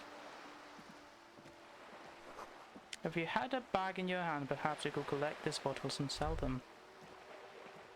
This coin-operated viewer is facing south. The instruction manual says to insert 25 centimes and pull the handle while looking inside. Then use the focus knob to zoom in if necessary. Why place a tourist attraction in the middle of such poverty? What's a tourist attraction doing here? There was a revitalization project in 49. A design studio tried restoring Martinez to its pre-war glory. It didn't stick. The lieutenant looks around and concludes, it didn't stick. They got as far as the street lamps and the statue on that intersection. Then something went sour. I suspect that something was Everard Clare, the union leader. He muscled them out. It's how it usually goes around here. Cool, I dig organized crimes, it's the best. Can we do something about it? We should have done something about the union 10 years ago. That ship has sailed, officer. Okay. I don't want to waste a single coin. This coin-operated viewer is facing southwest. Its coin slot is full of fossilized bubblegum, rendering the machine permanently inaccessible. Look inside. A thick layer of graffito covers the lenses. You spell out the word Onak written on the other side, with N and C scribbled backwards. That's Kuno on the lens. Shift your focus to the Under background. the graffito, a sea of blues and greys appear. Behind the water lies a coast studded with concrete and reeds. On it, a church on stilts, lanky weather-worn wooden planks, an X-shaped cross topping its tower. You know this to be the star of Pericanasis, or the Cairo, the central symbol of the Pericanassian church, a star, a great moral height to be strived towards. The church looks old and weather-worn. There are no lights in the windows. Around the large wooden building you see chunks of sea ice gathered on the beach, and a small tent set up on the ice. Vandalism. Probably some kids. Then Lieutenant Inspector Rixlot. Poor little viewer. The metal feels cold and wet under your palm. It looks unhygienic. Well, it's okay that it's unhygienic. The roundabout north. The seaside at Martini Spear. The things I've seen hick unsaid. You hear the distant squall of sea birds. A bag. A little plastic bag from the Frite.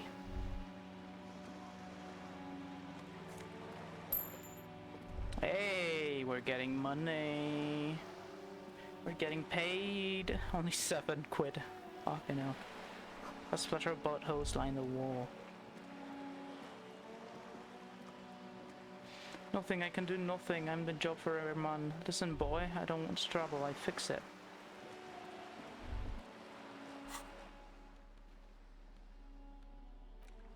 Tools. Equip this to collect turf from the streets.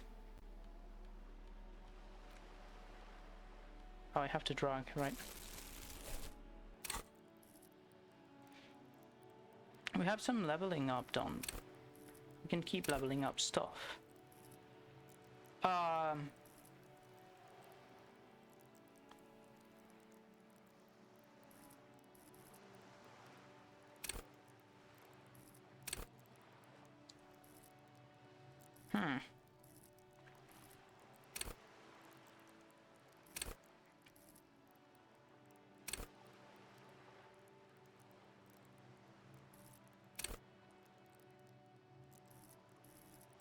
I think subwoofer one more.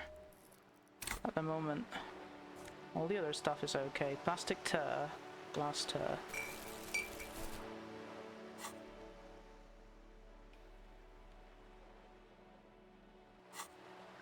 I wonder what am I gonna use them for?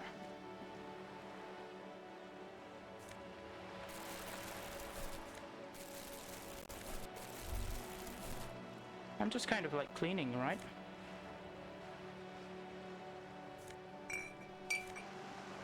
That's fine. I think cleaning is okay. That's my song. That's shit.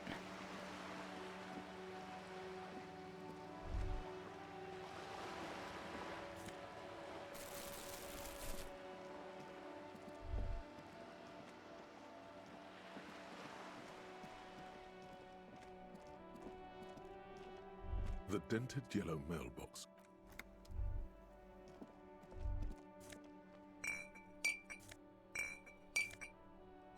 That's a very nice noise.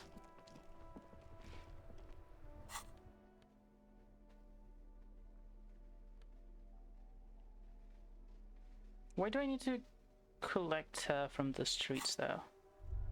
Like, I'm doing it, I feel okay with it. Right, so there's a couple of things. Inside, you see a set of steering levers, a radio microphone, How do I turn on the toolbox, and the soft glow of the fuel preheater page. How do I turn on the headlights? Alright. Ready? I turn, you press start. It's next to the preheater. Continue. He's downplaying his excitement. The lieutenant is more than happy to show off his precious carriage. Press engine start. The dashboard lights up with orange glow. The rounds per minute gauge jumps, and the engine of the Caprice Canadian comes to life with a whiny growl. Press the button label The headlights. lights unfold with a little click, casting electrical light onto the ground before the vehicle. There you go. I'll turn them off from the remote once you're done. We just need to stand in front of the machine now.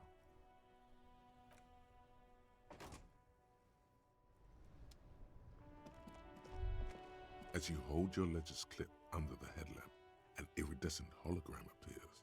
A street grid and the veins of a great river. A familiar sensation washes over you. There she is. Revachol West. There's a note of pride in the lieutenant's voice. Around the borders of the watermark are dozens, no, hundreds of micro perforations. Look at the shimmering street grid. The rectangular watermark is overlaid with the logo of the RCM, and yet the major arteries of Revachol are all recognizable. They shimmer in the Kanema's headlights. Wait, look around you. A rat brazenly darts past you and disappears amongst the stopped lorries. In the distance, a child somewhere shrieks. A woman reprimands her in a voice no quieter than the child's cry. Ah, Martinez. He smells the air and says, Where are we in this? Let me see. He takes the ledger for a moment and inspects it. Right here. He says, his finger near the top of a map on a segment of coast jutting out under the great ocean. Seems nice. No, it does not. The lieutenant says without optimism, look at the perforations. There are many of them, and they are divided into 3 separate rows. Tally up the different rows. The first row has 18 dots. What about the next one? The next is the longest. It runs all the way around the border, and then some. Count them individually. There are so many, it's hard to count. More than 150, at least. Maybe even 200. What about the last one? The last row has 3 perforations. That's it? That's it. Hey Kim, what all those holes mean? Those are perforations. They represent your record as an officer of the RCM. They are your statistics, as it were. I should have guessed you'd keep a record. Officers often do. Let's take a look. Alpha male officers who are proud of their numbers often do. It's meant. The first row represents your years of service. 18 years. Okay, not bad at all. What did you do before you volunteered? I walk the land telling whores and liars of the intercom. There are 9,855 days. Probably some boring office job. Same as everyone else. I feel like I just went around apologizing all the time. Do you really think I have any idea? Fair point. Let's move on, shall we? This next row, the one that wraps all the way around, is your number of closed cases. Closed is good. It means finished. You've got, let's see... Wow, more than 200. I would have thought there would be more. Is that a lot? It's quite a lot, even for someone who's been on the force for nearly 2 decades. Usually, clearing more than 10 cases a year puts you in the 90th percentile of all RCM officers. I used to be good. That's some solace, I guess. What's the last number? Right.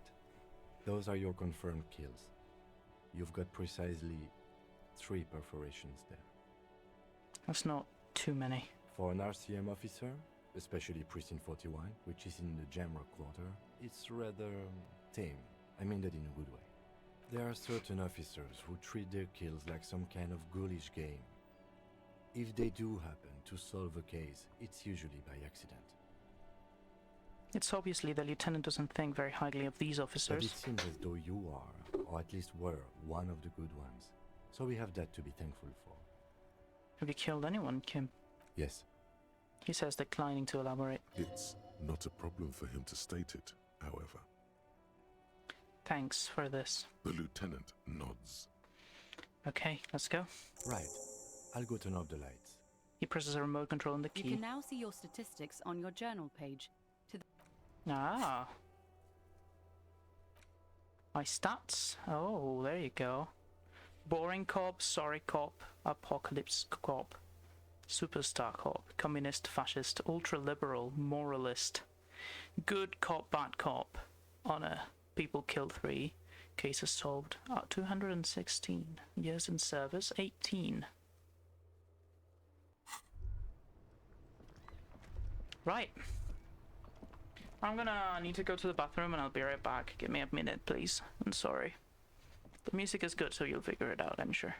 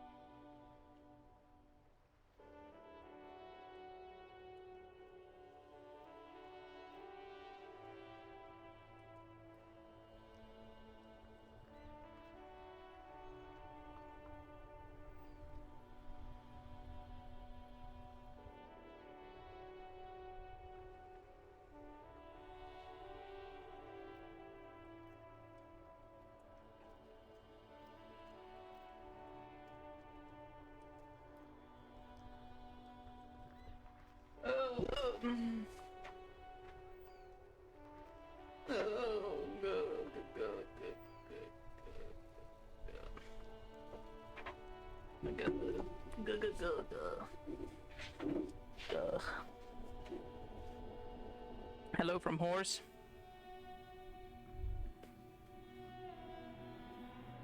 Right, we can prod on the numbers here for a minute. How's these things going? Advanced Wraith theory is halfway, and Lonesome Long Way Home is halfway. An old call box with a matrix of push buttons lists all the companies in the East Delta Commerce Center. Main building, A.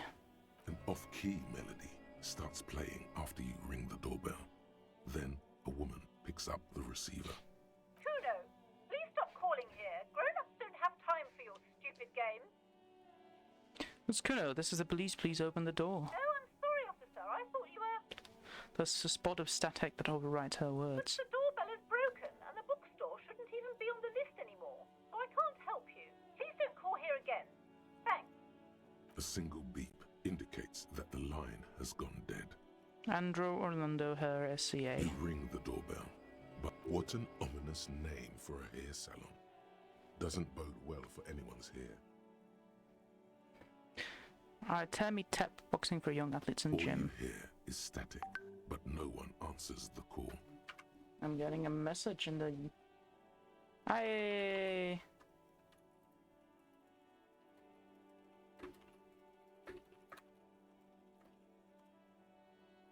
24-hour window. You ring the doorbell, but nothing happens.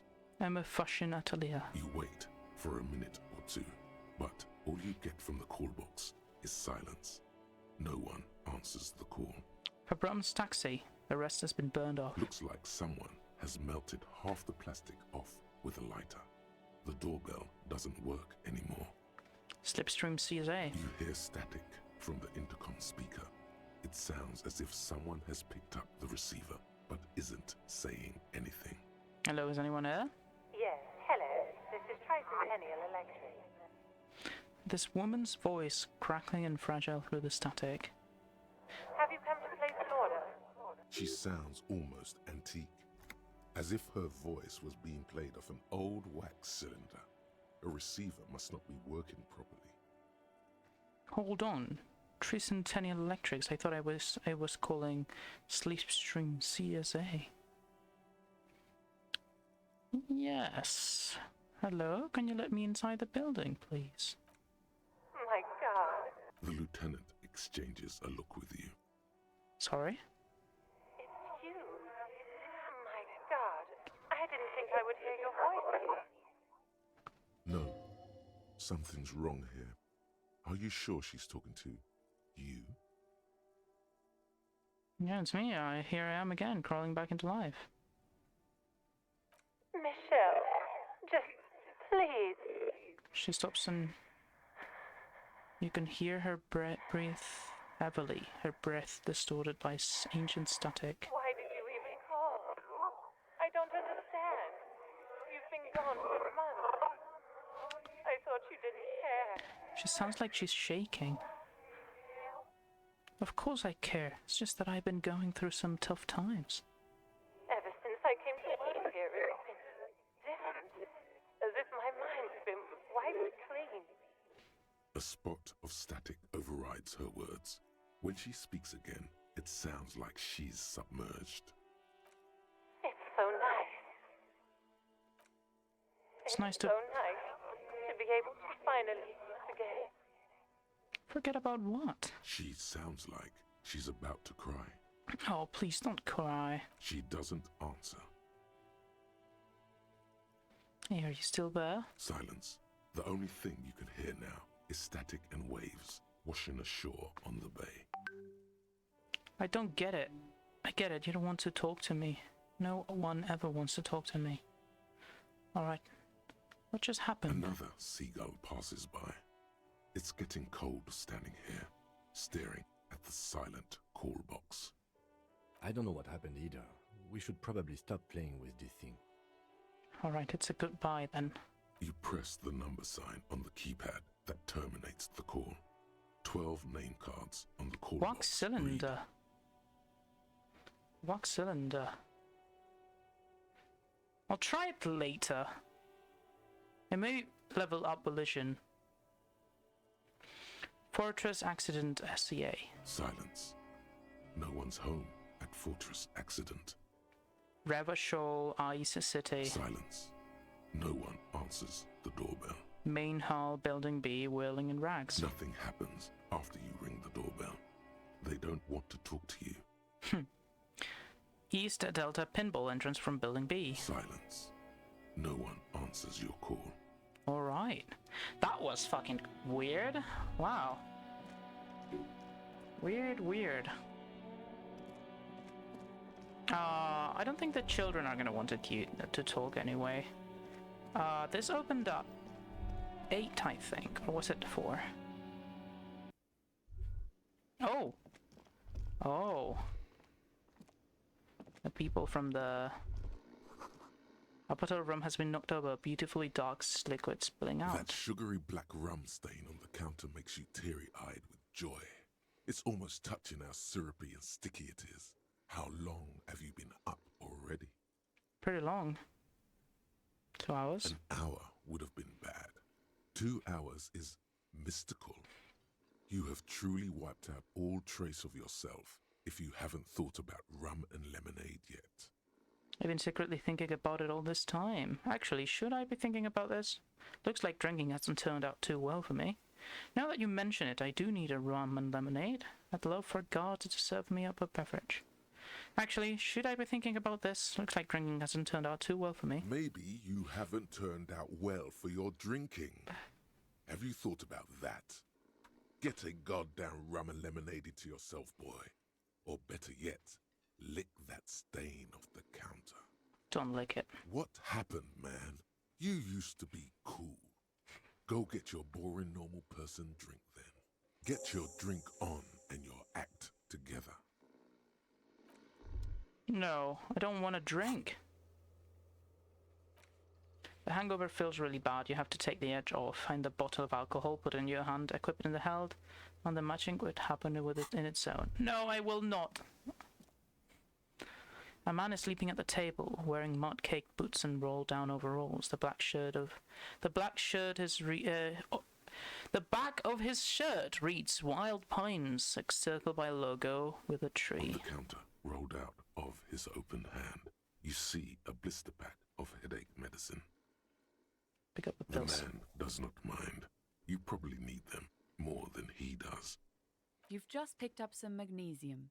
This item is stored in the bottom left corner of the screen above your character portrait. Okay, but I've already picked magnesium earlier.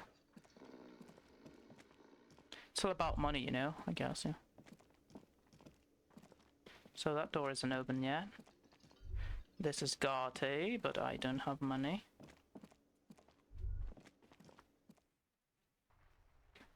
I don't know if I can...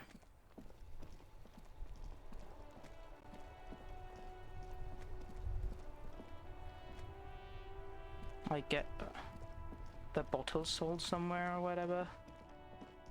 Or whatnot. What? A sewer grate. It's a gateway for the river of filth.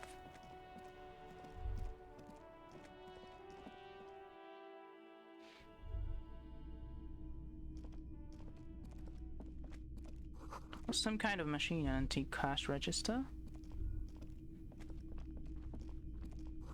A bust of a woman, the plague simply says DEI. In the dark, a film projector is wearing away. Most military wear with more eccentric fashions thrown in. A typical Martinez streetlight sits among assorted floor and table lamps. Where did you get this? It was brought to me to be altered. We are not here to investigate the theft of city property. He leans in so the pawnbroker doesn't hear. You have to admit it's rather clever what he's done with it. He pauses, studying the light. Is it a street light? Yes, officer. As you see, it's in perfect working order.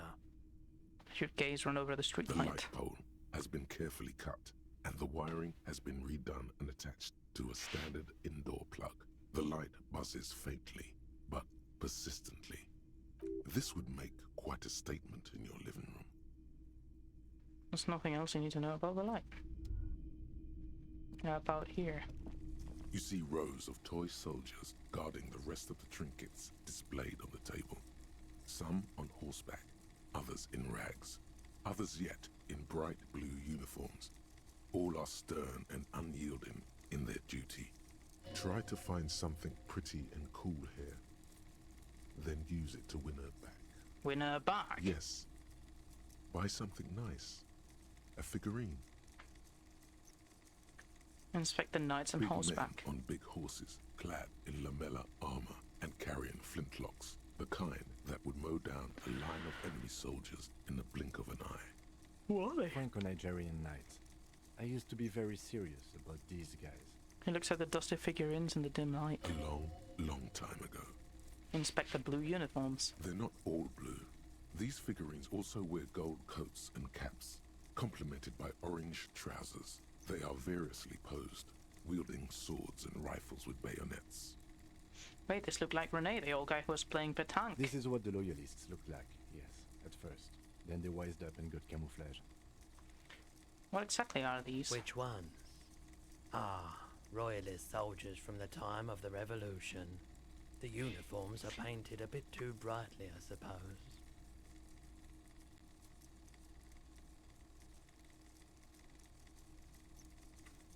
Sorry. Inspect the figuring in racks. This set of soldiers isn't meant to look impressive. A few have rifles, but most of them carry pistols. Some even shovels and tall sticks. Are there even soldiers? You're probably talking about the revolutionaries, yes? Yes, they are soldiers, revolutionary soldiers. I think their poverty has been exaggerated for effect. When you place them next to the royalists, it doesn't seem like they could possibly win. It's meant to give people hope, even we can do it. The contrast is meant to be disheartening, as it ought to be. It's impossible to win against the cohorts of capital, as my friend Gart, the bitch it made. I wish it was more nuanced. Okay, I don't like either set too much, to be honest. It doesn't bat an eye.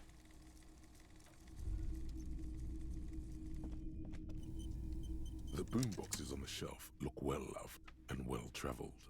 Chipped, dented, they stare at you with the unblinking eyes of their tape reels. Stand on the tips of your toes to see One more. especially catches your eye. Deep gold and amber plastic with a big old handle on top. A classic boombox that says Stereo 8 approved. This is you. Golden orange. A sunset suite. Just make sure it works before you buy it.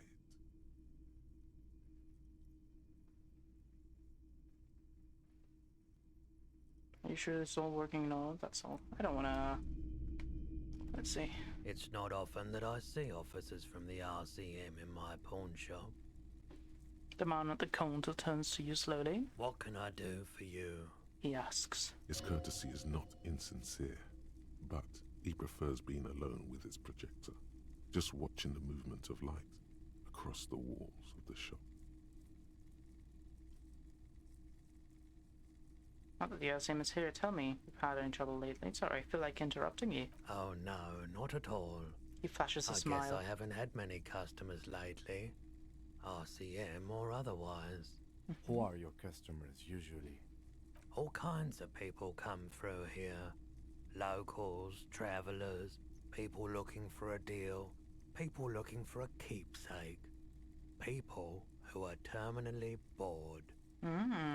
As you can see, I have a wide selection of goods for everyone to choose from. Typical vacuous consumerist objects. Honestly, I think some of your selections are, press your finger to your lips, more tasteful than others.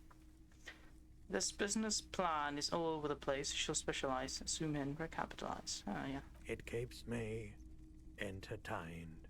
He responds unimpressed with your snobbery. Is Roy Haig, and if yes, then what is he on? You may be able to aid your investigation. I doubt it, but I can try and answer any questions you may have. Know anything about the recent hanging? I do my best to keep my distance from all manner of butchery.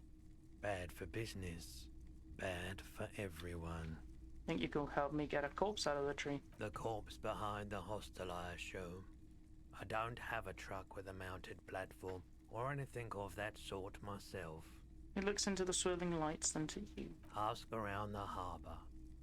There might be some workers there who'd be willing to help. Actually, that's all I've got. The pawnbroker's gaze is already fixed on the dancing colors. By the way, you happen to have any guns, like the ones carried out by the officers of the citizens' militia? Someone else came here earlier today asking the same question. I promptly sold her the gun you pawned a couple days back. I pawned? This is a pawn shop, and it did feel as if you've met before. Oh God. The lieutenant shifts from one foot to another, alert. At least now I know how I lost my sidearm. Talk about when I sold my gun. You were adamant about getting rid of it, officer. Said you were undeserving of a service weapon of the Revachol Citizens Militia. And I don't like keeping guns around the shop for long. Off the charts photon emissions. The unhealthy kind. He's not telling you the whole story. It seems he's trying to spare you. I feel like there's something you're not telling me. You weren't quiet yourself, officer. What was I like? You were very distraught. You said the gun was a threat to your life and that you can't trust yourself with it tonight. And that you need the money. When I said that I don't normally buy firearms, you put the gun barrel in your mouth and sort of sucked on it. Then I agreed to take it. How much did I sell the gun for? 15 real. The lieutenant looks from you to Roy, and then back to you. It's clear that he hopes this tableau might still turn out to be a bad dream. It's not, though. This has got to be the most. Wow. There's pity there, too. In case you didn't notice. I really should have killed myself. Maybe I still will one of these days. I'm so sorry you had to see me in that state. We don't have to talk about this any further. No apologies necessary, officer. Was the buyer a policeman too? She didn't seem like a policeman, although she kept referring to herself as a pig, which was odd. I found her interest in the gun a bit obsessive, but I was just happy to get rid of it, and of her. Truth be told, she was terrifying. Right, so let me get this right. You Every time sold your turns to you. sidearm issued by the citizens' militia, and now a civilian is running around the streets of Martinez with it? Miraculously, his face does not reveal what's happening inside. Maybe she's a vigilante, wants to prove she can do her jobs better than we can. I don't like it either. What if she intends to commit a crime and blame it on the citizens' militia? You're right that she could cast aspersions on the force. We have to find her. Any idea where I can find this buyer? My apologies, officer, but I have no idea where she was coming from or where she went. Fucking hell. A needle in a haystack. There is nothing you can do about it now. You'll just have to hope you luck upon her somehow. At least now I know how I lost my eye. My sidearm. Let's talk about something else.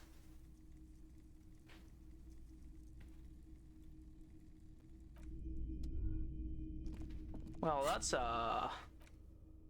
someone must know something about your lost fireman. Maybe at district authority, like someone high up. Oh, keep looking. Maybe someone else knows about it. That is Fucky Wucky.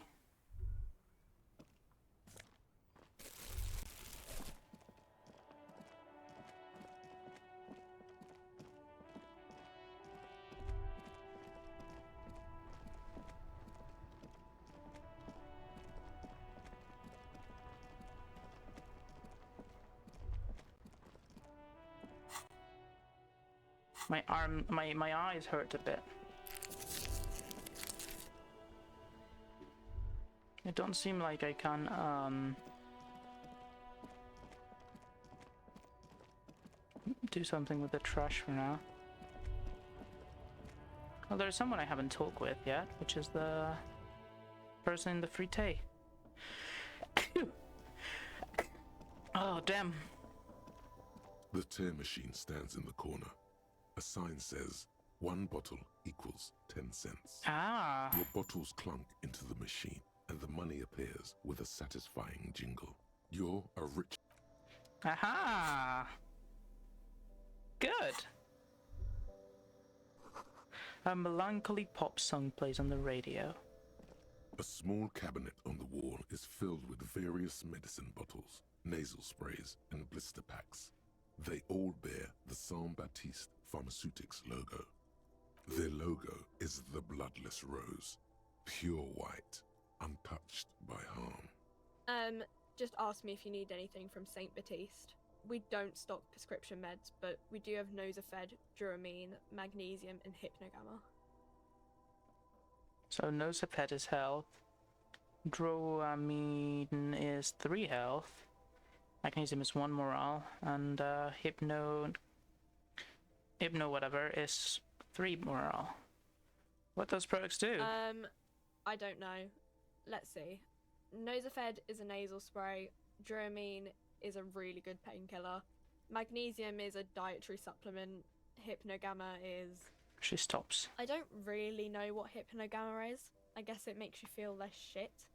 It's recommended to use after lots of partying, studying, or exercising. Oh, can you be a little more specific?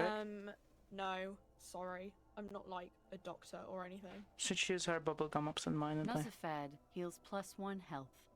Duramine. Yep. Saint Baptiste, you know, the pharmaceuticals company. Yeah.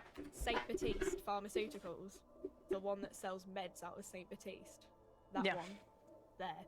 She is right. Saint-Baptiste, the company, derives its name from Saint-Baptiste, the city. Itself so named because that's what it is. A rare case where that really is the full etymological history. As far as almost anyone knows, at least. You see several packaged raincoats fill a low shelf beneath a display of croissants and juice bottles. Oh, The I like- raincoats are transparent, except for the big Fritta slogan on the back. Oh god, I'd like some sweet right now. I'm such a fat bastard. I try to avoid sweets because I'm like, you know, I don't do a lot of exercise, so I'd rather avoid the things that make you the fatter. Yeah, I'm missing some chocolate pastry right now. What's that? What is what? It's a raincoat. The girl leans over the counter to see what you're referring to. If you want to buy one, then it's only 4 real. Leave. Advanced race theory. Ah. Everything is calm in the eye of the race storm. Your mind is lucid and bright. The mind-bending phylogenetics appear more distant and, to be fair, a little ridiculous. The great race mystery has cleared up. All that's left to do is verbalize your thoughts. Go and talk to Measurehead about your newly found insights. I'm gonna be racist. In a minute. Oh, roses, dozens of them, tulips too. A colorful display of cigarettes and alcohol bottles line the shop wall, inviting you closer. There, in that dark green glass, all in vain. The great flowing river of warmth, wine, alcohol, beer, alcohol, love, alcohol. It's not a good place for a recovering addict. Guess not, no. She'll at least have the wall for goods behind her, then it's just her I'm snap. obliged to inform you that both alcohol and cigarettes damage your health. But I guess you already know that. I don't want any of them. Welcome I'm stronger to Frit. than that. Feel free to look around or something. Everything is out on the shelves. She returns to her magazine. What's that magazine she's reading? Before we go on, what's this Frit say? I don't know. Frit? She shrugs. And what is Frit? A 7 to 11 grocery store. Why is it written with 3 T's? I think they think that the extra T makes it funkier. She chews on her gum with disgust. The story goes that normal Fritta, with 2 T's, a men's workwear shop in Vredefort, was already taken. So when Fritta Retail Inc. grew into a multinational corporation, they had to add an extra letter to avoid trademark infringement. What magazine are you reading? You mean this? Looks at the cover, boasting a colourful photo of 2 girls kissing. This is Pop Stars. It's got, like, famous people in it. It's not for sale. Looks like it also has something called Police de la Mode, featured on page 34. This speaks to you. I approve this very futuristic.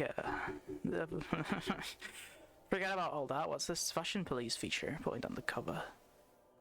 I'm not even interested in that magazine. I don't know why I ask about it. Yeah, me neither. Let's proceed. I have some questions for you. Okay. I'm not really supposed to be chatting to anyone, but... She puts down the magazine. Well, I'm a cop. Does the Frit have a workhouse in the back of the Willing and Rags? A warehouse? I don't know. Maybe. I don't really care what Frit does. Oh, this is important. She scrunches up her face into an expression of consummate adolescent skepticism. Fine. Frit doesn't have a warehouse. Just a little back room here. Okay? Okay. Can you tell me anything about the dead body? I don't really know anything. I mean, I know it's there, but I haven't seen it, so... Did you know the man who died? Not really. No. Do you know him a bit? I didn't know him at all. How long has it been there? I don't know, really long. What do you think happened? I don't know. No need to worry. It's just standard procedure for us to ask around. If you hear anything, let us know, okay? The lieutenant's voice is soothing and professional. Okay. Thank you for your help. Well, can you tell us anything of this reality we live in? I don't think we need to talk about her with her about that, really. Is this a passway? No. Well, let's get back. I've learned race theory. It's time. It's time for it to all make sense now. The unpromising race pupil returns. Let's go over that. I think I know what the race enigma is. And? It's shit. Let me into the fucking harbor. Paradoxically, you plan to supersede the Occidentals with their own race theory. This racecraft is what rich people want us to do while they get all the money. It's just something you shock people with, liberal and progressives people. It's whatever you want it to be. It's a free association language exercise to generate race hero. I don't know about the rest, but it's clear it should stop drinking the ancient liver and mind-poisoning Al Ghul. This dump is ready to be superseded by the Areopagite superstate. I can serve as a clerk in your administration. Maybe you need a cop. I mean...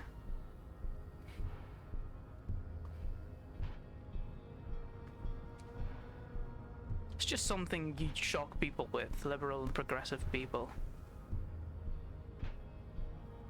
I mean, I know there's a right question for the puzzle. This feels like the right thing to say for the puzzle. The rest are kind of like, oh yeah, you just say whatever. If I am roleplaying myself, why would I say? Oh, it's just some bullshit. It's shit.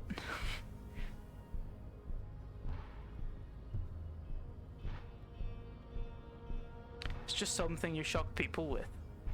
Look, babe. The petulant rock and roll rebel thinks the racial synthesis exists to rankle his sensibilities. In his Hall of Mirrors existence, everything is insincere, even natural. I knew he wouldn't get it, John. He's like a cop or something. You think he is an old man, but inside he is a teenager who only sees himself in the mirror. Truth is standing in the eyes of his liberal clique. Organism is a spectacle for the RRC Radio 1 morning show. Degenerate social democrat, I take pity on you. You clearly want to enter the harbor bad, like a little boy who wants to go on the potty. I can press the button for you. I don't need your pity. I don't need your pity, and you understand me. And you misunderstood me. I'm not a liberal. I am just... Am I a liberal? That's all I wanted. Very well. You may enter the door once. He punches the emergency... conversation here has concluded. He punches the emergency button with his fist. Finally. Let's go. Alright. I don't need to be racist anymore. Can I forget it?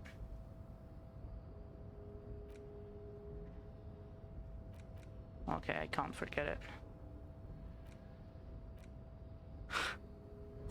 I can't forget racism.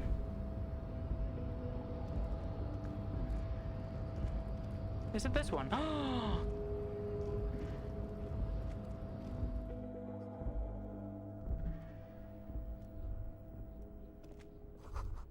Every worker member of the board is written at the top of the flyers. At the bottom, the union logo, Demand Democracy. The Dewey typewriter, the model name, is on the back. A standard office file cabinet, the drawer seems to be locked. On second glance, someone has forgotten to properly close one of the drawers. It's unfortunate for the union to just leave their paperwork lying around like this. Let's see what's inside, he thinks. The drawer opens smoothly. Inside is a well-organized selection of brown folders. Browse through the folders. Hundreds of documents containing logistical data. Two kinds of transactions stand out. Materials coming into Revachol from the outside world, from Muindi, Grad, and even Ilmara. And the same materials being handed over to companies inside Revachol, Kuron, Coal City, La Delta, and Jamrock are listed among the many districts where the imports are being sold. Anything interesting? It's hard to make sense of this thicket of company names, dates, quantities, and percentages. You try to focus, but the lines are getting blurry. Come on, gamble. Yeah! Whatever's hidden here is hidden well. Concentration isn't enough. Only a trained accountant with a background in logistics would be able to really make sense of it. However, there is a little handwritten note stuck on the side of the drawer. Look at it. It appears to be a to-do list written in large, uneven capital letters. Remember, Leo, Everard's shoes, special whirling borscht, water Everard's plants, sweep office floor, more banners. All items on the list have been crossed out, and the note itself is crumpled. There's a to-do list of errands for Everard. Everard Clare, probably. The head of the Debarders Union. One of his aides must have left it. Nothing incriminating here. The special borscht seems a bit odd in the list. Take another look. Remember, Leo, Everard's shoes, special whirling borscht. Water. All items on the list have been crossed out. The drawer is slight. Someone let the coffee machine on. Dark liquid in the pot looks almost sentient. Postcard Le Jardin.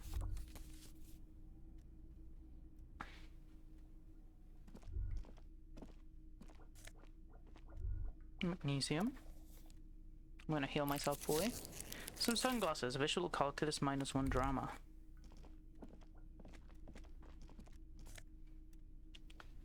Book La Fumée, volume 1, number 4. Use interact item in inventory to inspect the book. The radio is emitting strange buzzing sounds. Oh, nope. An imposing combination of a punch clock and a payphone is looking down at you from the wall. A note on the side says, tokens unavailable due to strike. Use change. I'll consider it in a minute. Oh, there's stuff here. But I can't get there, can I? Looks like someone left his tarpaulin cloak hanging on the railing here. The white rectangle of the Revachol Citizens Militia is clearly visible on its back. Oh. This is your cloak. You can feel it. I think that's mine, Lieutenant. Yes, it does bear the RCM insignia, and we are the only detectives in Martinez. Think I shall get it? The service cloak issued to you by your station? Yes, yes I do. As your fingers touch the tarpaulin, it almost feels like the cloak wants to deliver a message of comfort through your fingertips. I will shield you from the elements and give my life for yours. That's what the cloak is relaying.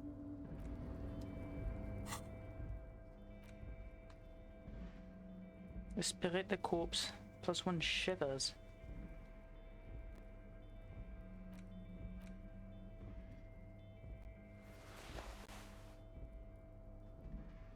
-1 drama.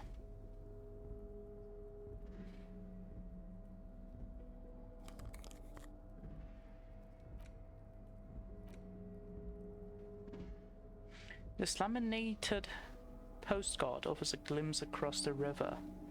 A little more than a decade after the war, the eastern bank is already fully renovated. The hillsides are lush with gardens and residences. Someone sparked a small beige airship by the fountain. This postcard will sell for a pretty penny.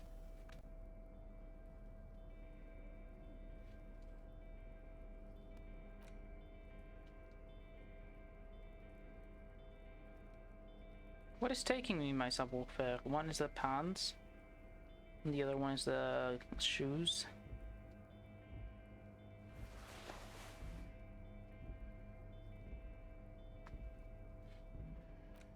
And we have the Book La Fumée.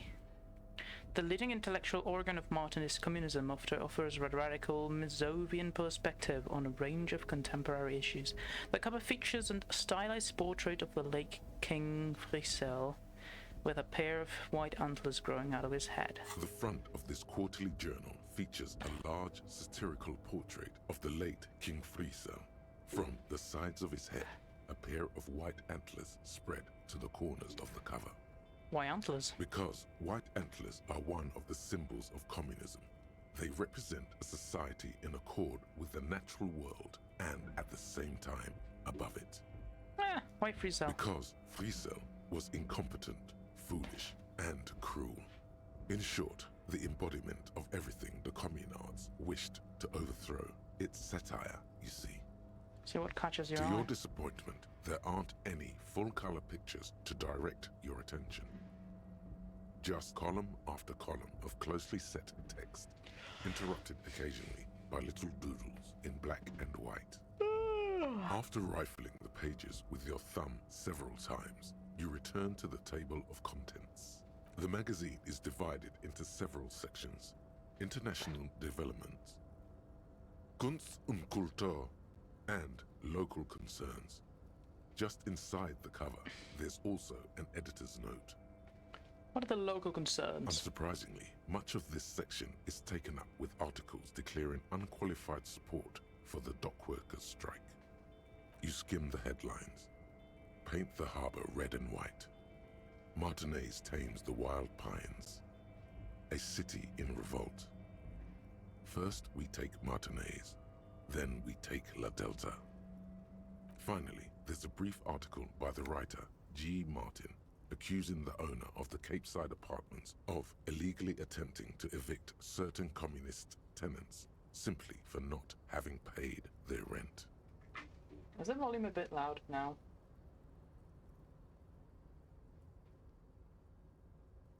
There you go. Damn communists should have killed a lot of them when they had the chance. If it weren't for the wild pines, all those smooches will be out of a job. Charging giant just to live somewhere is pretty outrageous. Wouldn't it be better for everyone if labor and capital could reach some reasonable accommodations?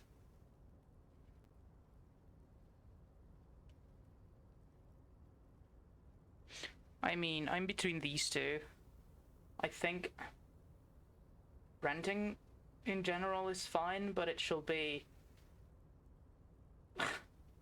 renting is fine, but it should be a livable thing, because you're not supposed to live off rent, and that's what many renters, that's what many landlords do, right? According to these editorials, there can be no accommodation with the forces of international capital or their mucilaginous allies in the coalition. Why do communists love puerile insults? And they wonder why they're always being left out in the cold. Like the other side doesn't love puerile insults. Puerile. Like, we'd all do it. It's basic human communication. From the context, it's something very large and fundamental. You should probably know about it already, honestly. You flip back to the front of the magazine. The table of contents unfolds before you. Read the editor's note. Comrade, as you know, this journal takes its name from Mazov's immortal expression, du cristal à la fumée.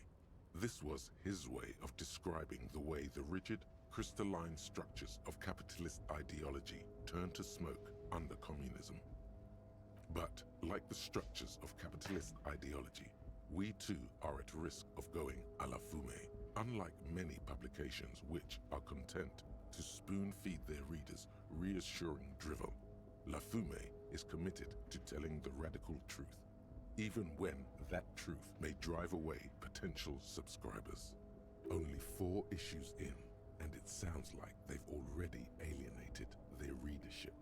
So please, if you value our radical Mazovian perspective on contemporary politics, culture, and international affairs, please consider subscribing today.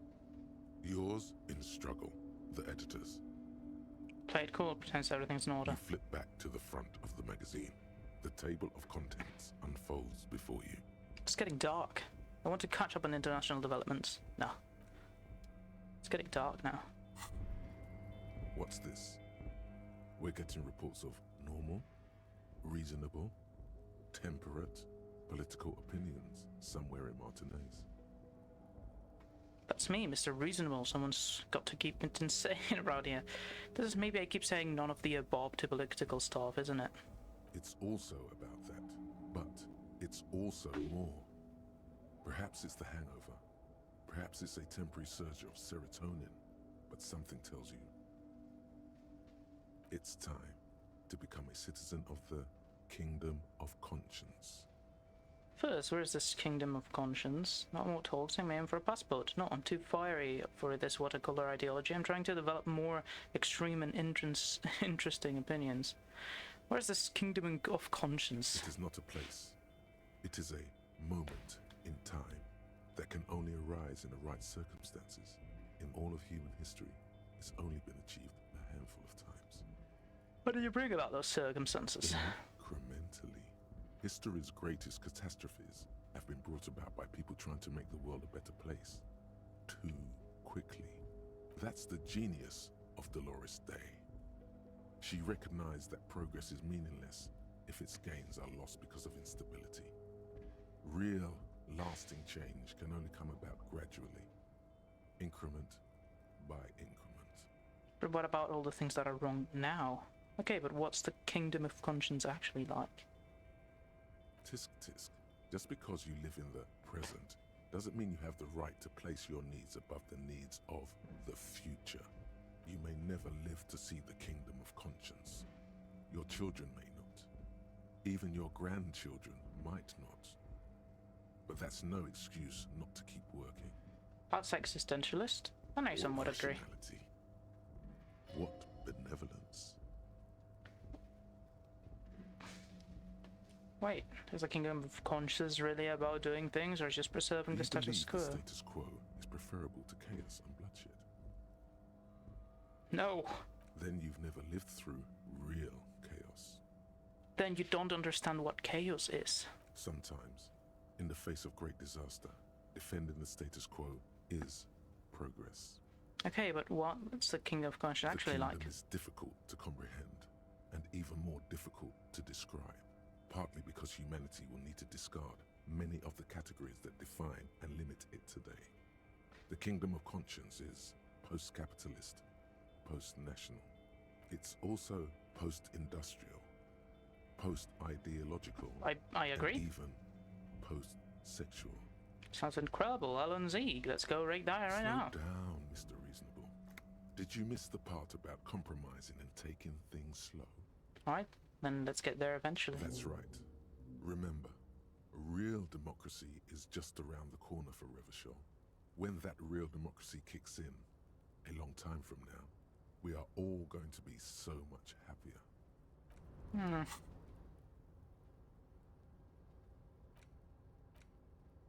What was that about? Oh, Kingdom of Conscience. Temporary research bonus, -2 health light.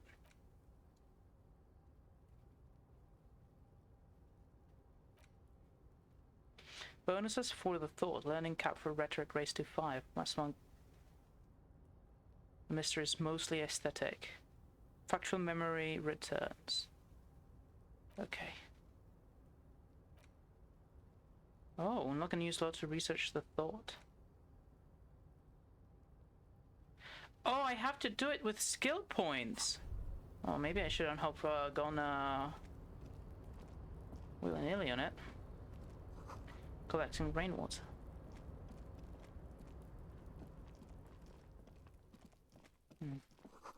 Last 3 packs worth of cigarette butts.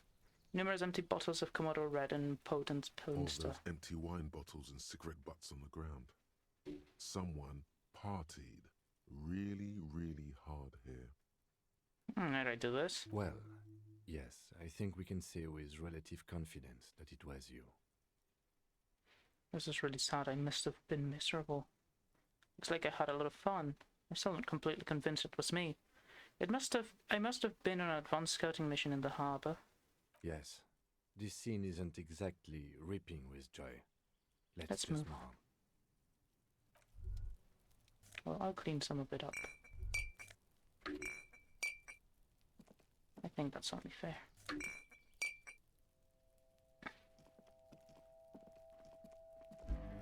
This is the night watchman's booth.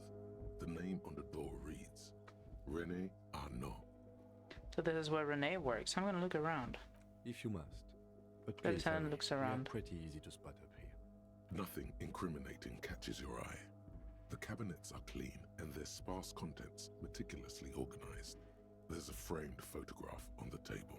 Take a It's picture. a black and white photo of a young couple out in a street fair.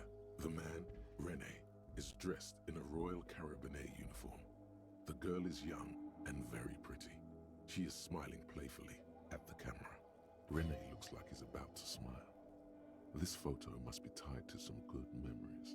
Why did you take that picture of René?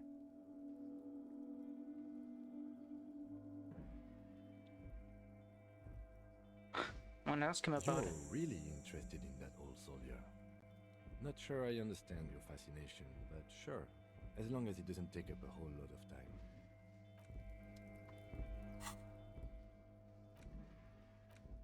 Now, there you go. A black and white photo of a couple posing in front of the Ferris wheel. The girl is young and pretty, the man clad in fancy uniform, woman smiling. On the back, a very steady hand was written the words, Rubber Shawl for summer of 91. Of the previous year. Alright. So how do I get down? We're supposed to be already in the... Ah, there you go. Great machines and quintessence. Quiescence.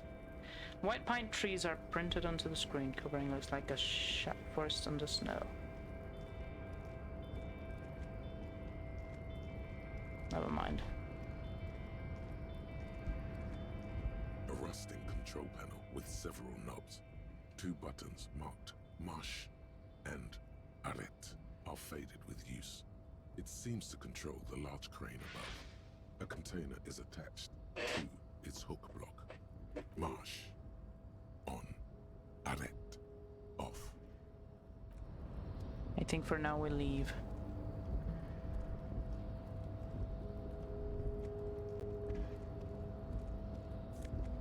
Money. You said fate and insurance lettering. Platform Kavalsund.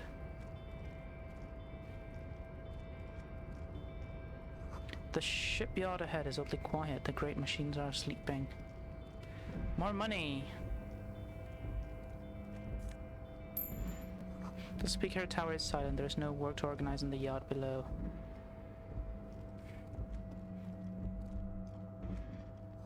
The musk of oil and rust comes from the chasm in front of you. Smells like blood. Can't seem to open that. Money.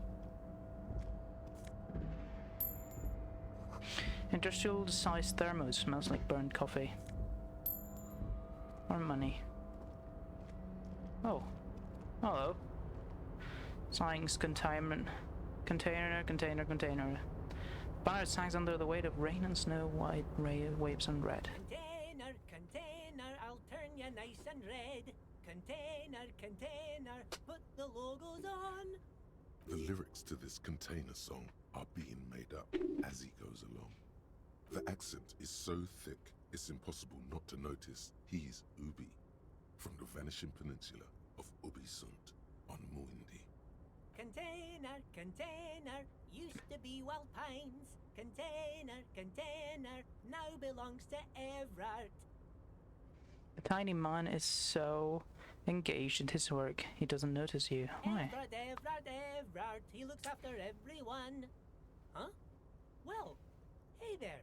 He smiles. How can I help you, mister? The look in his deep blue eyes is as sincere as you've ever seen. Kind of makes you feel like an arsehole for no apparent reason. I see you are not a union man, mister. Did you get lost? You're not one of them scabs, are you? A shadow passes over his kind face. What is with you people in scabs? I don't personally mind. Folks is just folks, you know, and folks gotta eat. He doesn't seem to be waiting for you to answer. Just some of the other guys don't look too kindly on the scabbing kind, if you know what I mean, mister. It would be you, right? What are you doing with the containers? Where is everyone? The harbor is empty. Oh, most of the guys are down at the gates, keeping the scabs from coming in. He leans in with a confidential look. We're on a strike. The whole union is. You don't have to work when you're on strike. Ha! We haven't worked for 2 months now. So no one is working? Not everyone is down there, of course. Mr. Everard is in his office, where he always is. And Jean-Luc is guarding the gate. He pauses to think. But Titus and his boys got into some drunken trouble and Everard sent them on a nice vacation. For a week or so. He stops, but seems eager to tell you more. What kind of trouble is this? Oh, I'm not really supposed to talk about that. That's union business. He smiles and leans closer. Him and his boys stirred up something in town. Probably drank too much and got into a fight or something.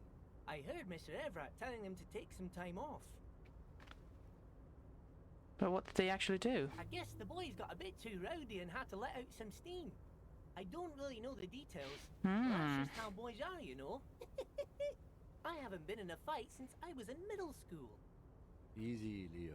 Let's keep this on the hearties. He looks to you for assistance. Look at him. It's not going to be anything useful anyway. Don't fight it. Better to go with the flow. Mayor, what kind of fight did they get into? Did they kill a mercenary? Leo's mouth is still moving, and the words are spewing forth. Words, words, and look, even more words. This guy could go on till the end of days. Now he's talking about some drunk sawmill owner who, no, he already switched to a prized fishing rod he apparently owned at some point. You know what? Just cut in there with your questions.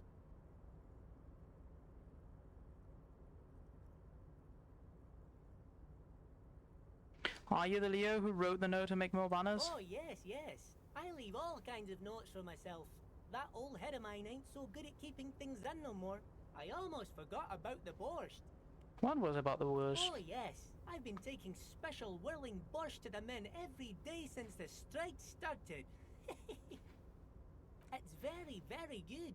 Makes a man feel so warm and happy. I feel like I could take on Mr. Renadan's boar dogs every time the lunch is done. What do you mean by taking the soup to the men? Is it for striking? Yes, yes. I'm taking it to them. The borscht keeps them happy and in fighting spirits. Makes you all warm inside. They brew it in the whirling in rags. Hold up. Who makes it at the whirling? Oh, the whirling's cook. He makes it. Them is always talking with Mr. Manana in that weird language and laughing together. He doesn't speak what we speak. He's from Grad. Something is off about this brooch. I'm going to look into it. That said, I just wanted to know who wrote the note. Oh, I did, mister. Yes, I did. Yes, I did. What is the container over there? I'm looking for the leader of the union. Oh, you want Mr. Everett then? He's an awfully nice fellow, he is. Him and his brother are both nice fellows.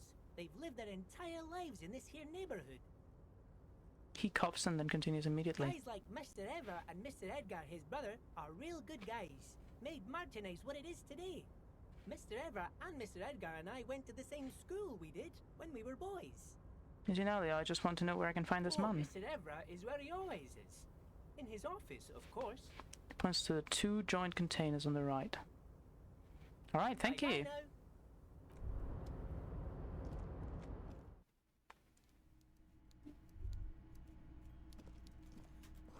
The coffee in the giant thermos is still lukewarm. A stair made of pallets leading up. Oh, hello, mate. A taxidermy filch that tells time. Before you is a walrus of a man seated behind a large desk. He looks up from his work, not the least bit surprised to see you. With great effort, he straightens himself up in his chair, yet says nothing. He simply stares at you. Are you in charge of the dock workers? Welcome, Mr. Dubois, Mr. Kitsuragi. It's good of you two to stop by. Please, have a seat. He gestures to a tiny chair opposite to a giant desk. Everard Clare, head of the Debarders Union here in Martinez. The man relaxes into his chair and continues. I'd offer you my hand, but unfortunately my health prevents me from getting up. You understand? He looks extremely comfortable. The tiny folding chair, on the other hand, looks like a torture device. You go ahead, detective. The lieutenant nods at you and then the chair. Whatever he has in store for you, it can't be good, he thinks. I'll do my best. Forget about that. What's with this Dubois stuff? You're getting some seriously bad vibes from that name. It's me. Please, Mr. Dubois, let us converse in a civilized manner, as equals. It's nothing. Yes, that's probably right.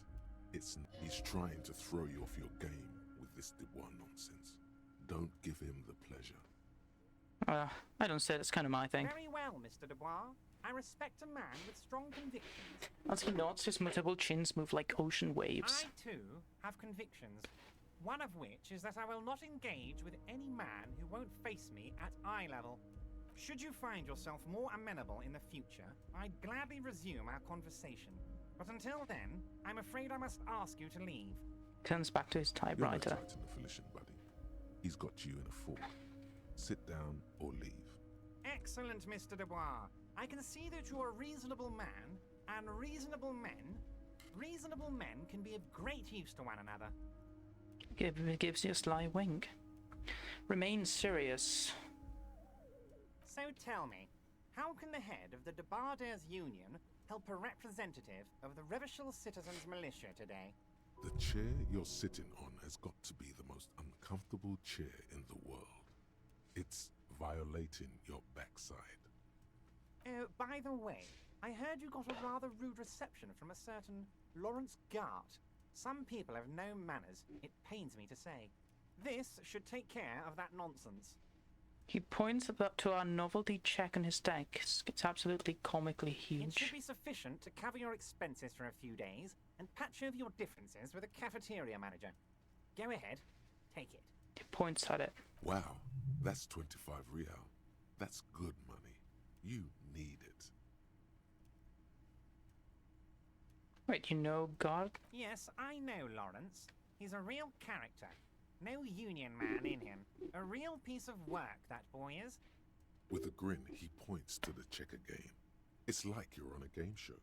At least don't thank him for it. Take the comment there, but don't say anything. Keep it, I'm good. You can take that comically large check and shove it up your ass. Keep it, I'm good. Okay. I respect a man with principles. No handouts, then. He crosses his arms on his ample midsection. He sinks further into his chair. Now, I'd like to set your mind at ease about one other matter. Your lost gun. Let me assure you, Union people are on it as we speak. I've got my best hounds looking for that lost gun. His slug-like lips move, but all you hear is an echo. Lost gun. The world is swallowed by a black hole of fear. Only two words escape its gravitational pull. Lost and gun. I would appreciate any help you could provide. Are you all right, Harry? You seem anxious. Don't be. Everything's going to be all right. It's not like you left it loaded. You didn't lose a loaded gun. Local children aren't out there playing with it right now, pointing it into their own mouths. It's in a safe place. I just know it. I have a feeling everything's going to be all right. It was loaded. There were 2 bullets in it. You always keep at least 2 barrels loaded. Kim. Officer, we will deal with this later. We don't need Mr. Clare's help with this. I wouldn't be so sure about that.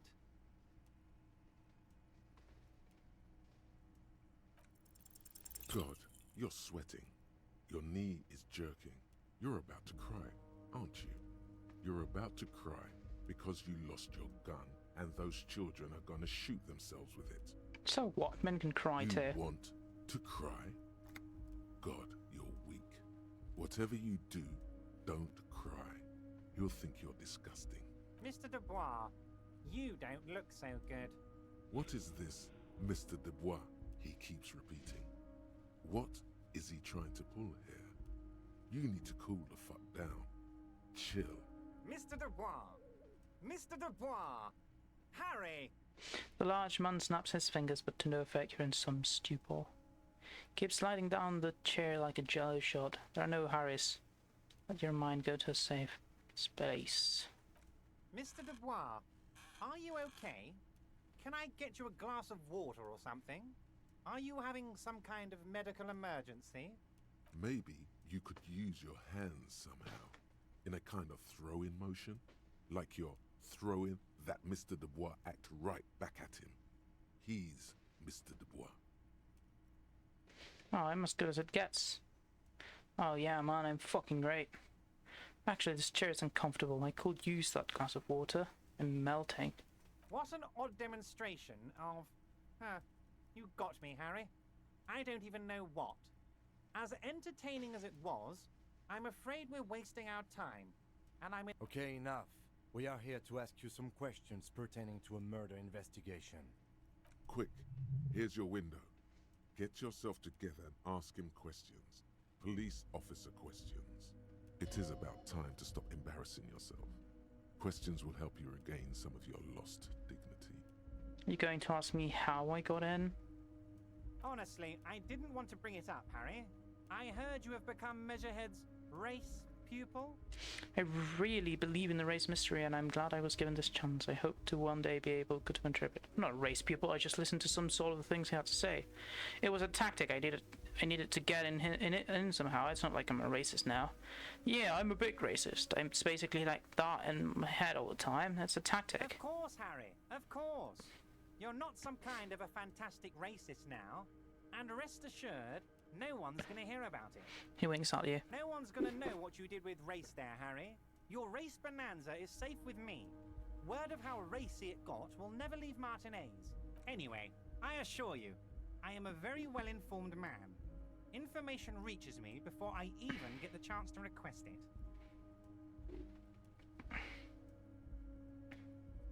I want to talk about the hanging. Oh, of course. That's your main thing here. That's why you're in Martinez. I know everything that goes on around here, and I would love to discuss it with you. I mean, it's no secret that the lynching is connected to the strike. So much to talk about. Honestly, it's been weighing on me so heavily. I understand you need to interview me. But there's a thing that's been keeping me up at night. I want to talk about the hanging. I mean, if we could just calmly talk, exchange information, we could blow this thing wide open. Yes, that sounds good. Let's do that.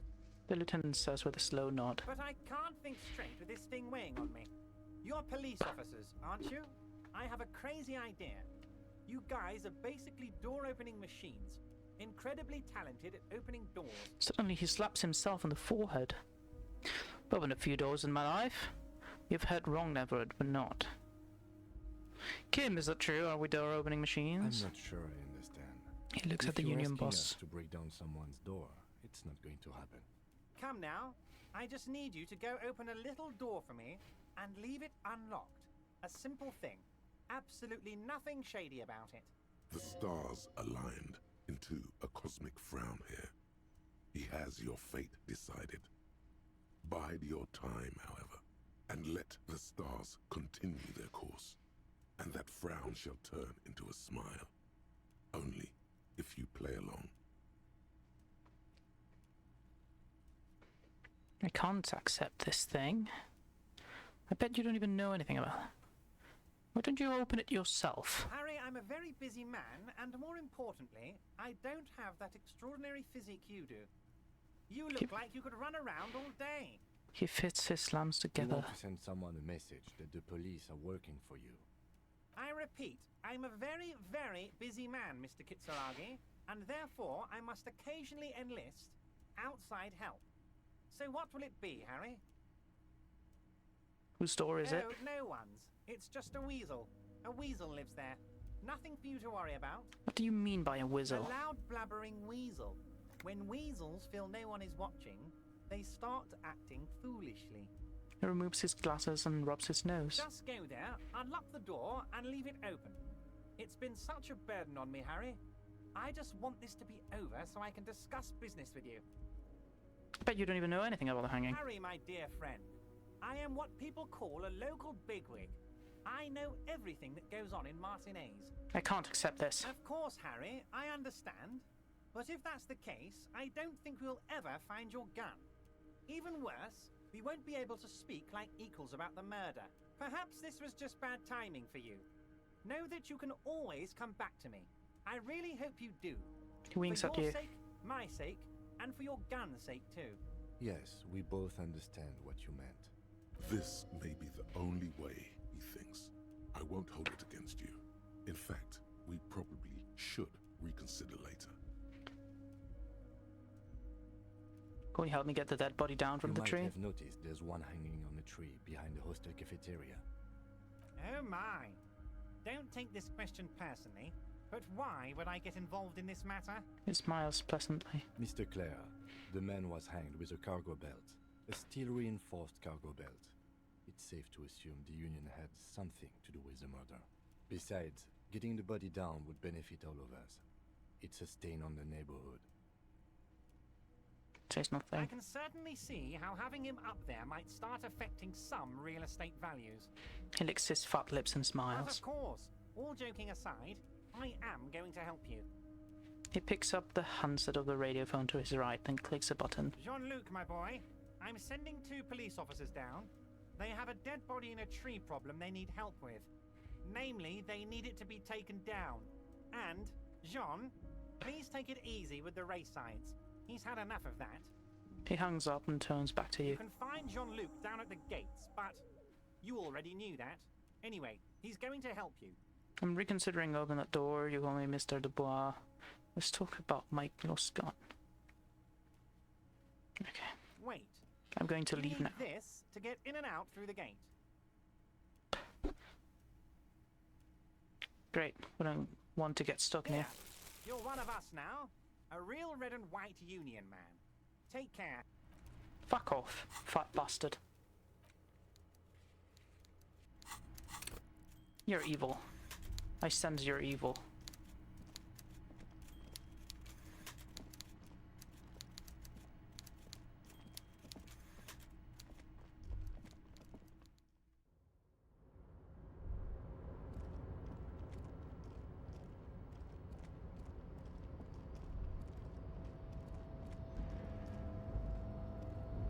Yes?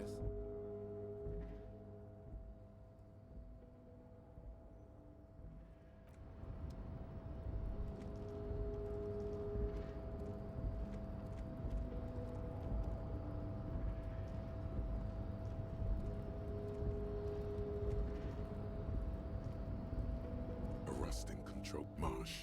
With a loud grind, the crane shifts overhead, moving a massive metal container through the air.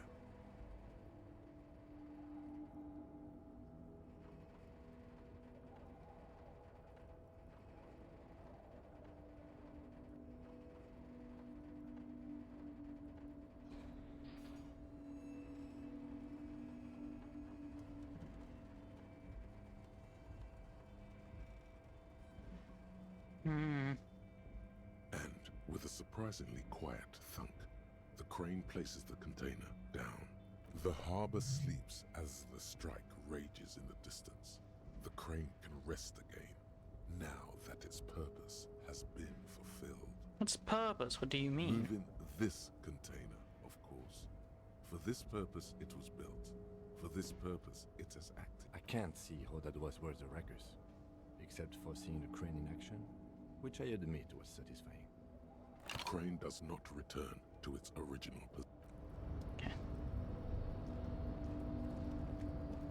I wish I knew how to get up there. Cavasso means well and fjord in Ardan.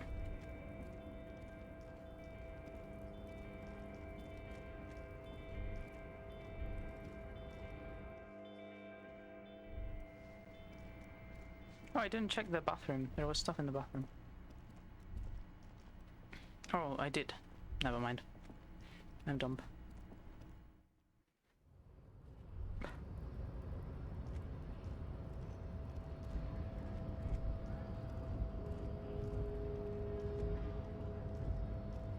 The unpromising race pupil returns.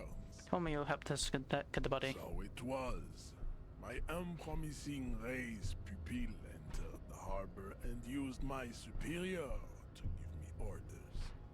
I salute your cunning and will remove the body from the tree with my bare hand. You're so noble, Measurehead. There's a but. But while I am gone, someone must stand guard on the bridge.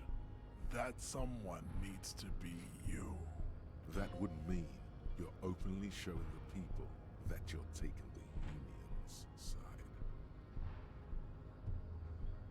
Wait, that means showing everyone that we're taking orders from the Union. What if we don't want to do that? This is the uncomfortable result of not taking it down ourselves. I can live with a compromise. Listen to your little friend. He is wise in his childlike way. His mysterious race may yet prove fierce competition to my heroic haplogroup. Yes, that is precisely what it means, homunculus. This is not going to happen any other way. We're not going to do that. Fine. Goodbye. Return to your degeneracy.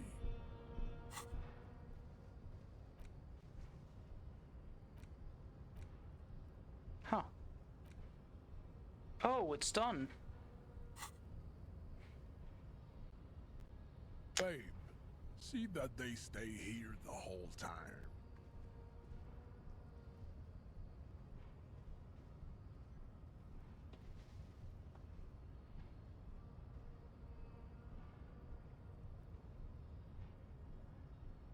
The woman's gaze follows Measurehead as he leaves.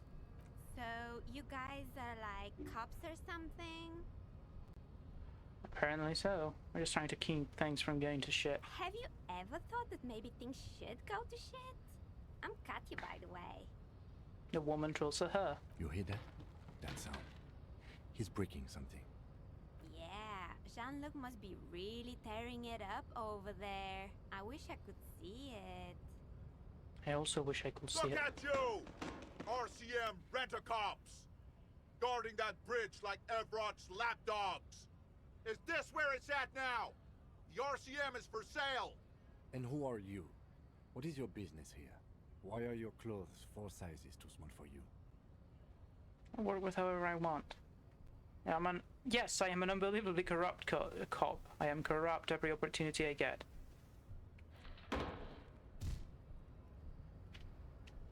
A shrill laughter interrupts you, echoing across Martinez. Then, the man turns to look behind him at the behemoth appearing around the corner, approaching him, walking past him.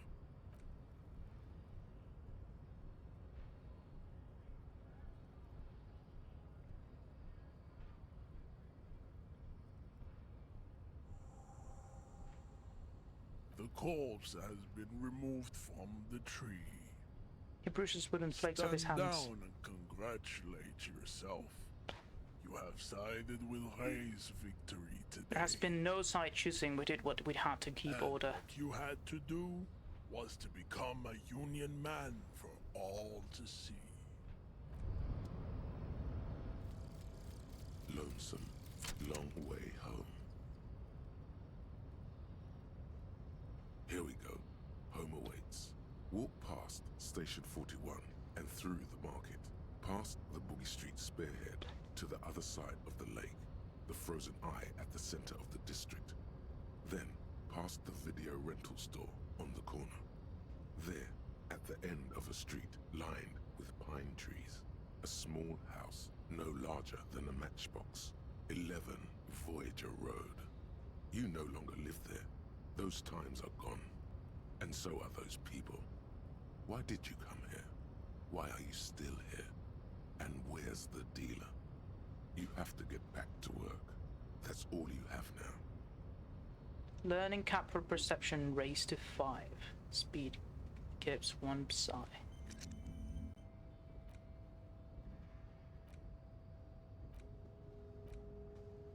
No, these two are connected. Somehow.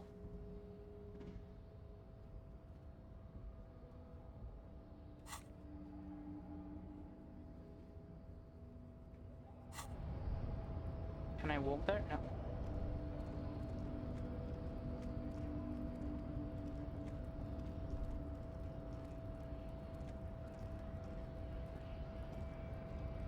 So, how'd you like our harbor?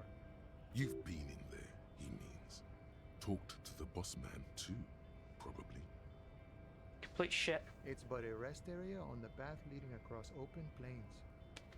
He notes solemnly, then turns to you, a white smile adorning his face. Right. You talk to the boss, eye to eye, like men of the plain. If you have any more questions, I'm set to talk. Any idea who killed the man? The mercenary, eh? Who could have killed him? That's indeed the question. Why even do such a thing? He shrugs, and then he shakes his head solemnly. The mech was hanged with a very specific type of cargo belt, one often used in heavy transport areas, for example, harbors. The harbor is a prime area of suspicion, in your opinion. Are the dock workers involved in the killing? What a thought! Why would noble workers resort to such a thing? Unless they were pushed, of course. His cops looking shocked. Pushed how? Your dead guy was an enemy combatant. Hold up, what does that mean? He was an agent of the opposition, attempting to undermine our honorable efforts. Did you kill him? I ain't the murdering type, but that's just me. Large organizations like our union have all sorts of men, with all sorts of skills. Understood. This has been of limited use. Still, thank you. No problem. I wish the best to you in your search. Sure, I'm glad it's not my search. He takes a sip from his flask.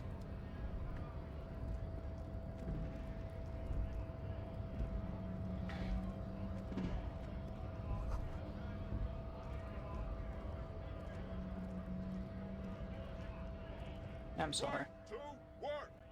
Right to. Alright. There's nothing to say.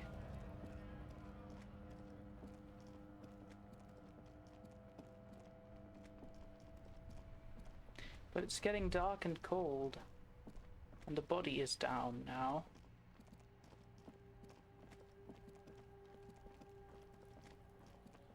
Fucking hell, Kuno, do you have nothing better to do?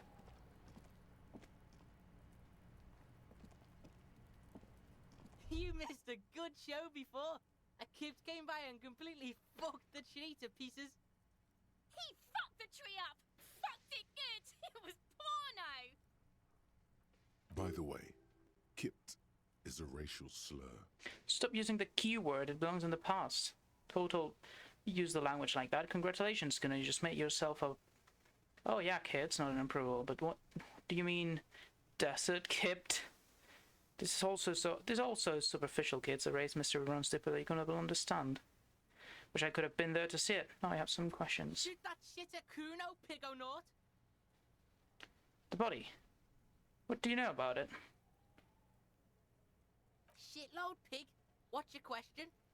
Don't tell the pig shit, Kuno! Do we want to know? If I were to want to waste my time, which I do not, I would ask them who he is, how he got there, and the usual being. Have you seen anything out of the ordinary? Or have you seen anything suspicious?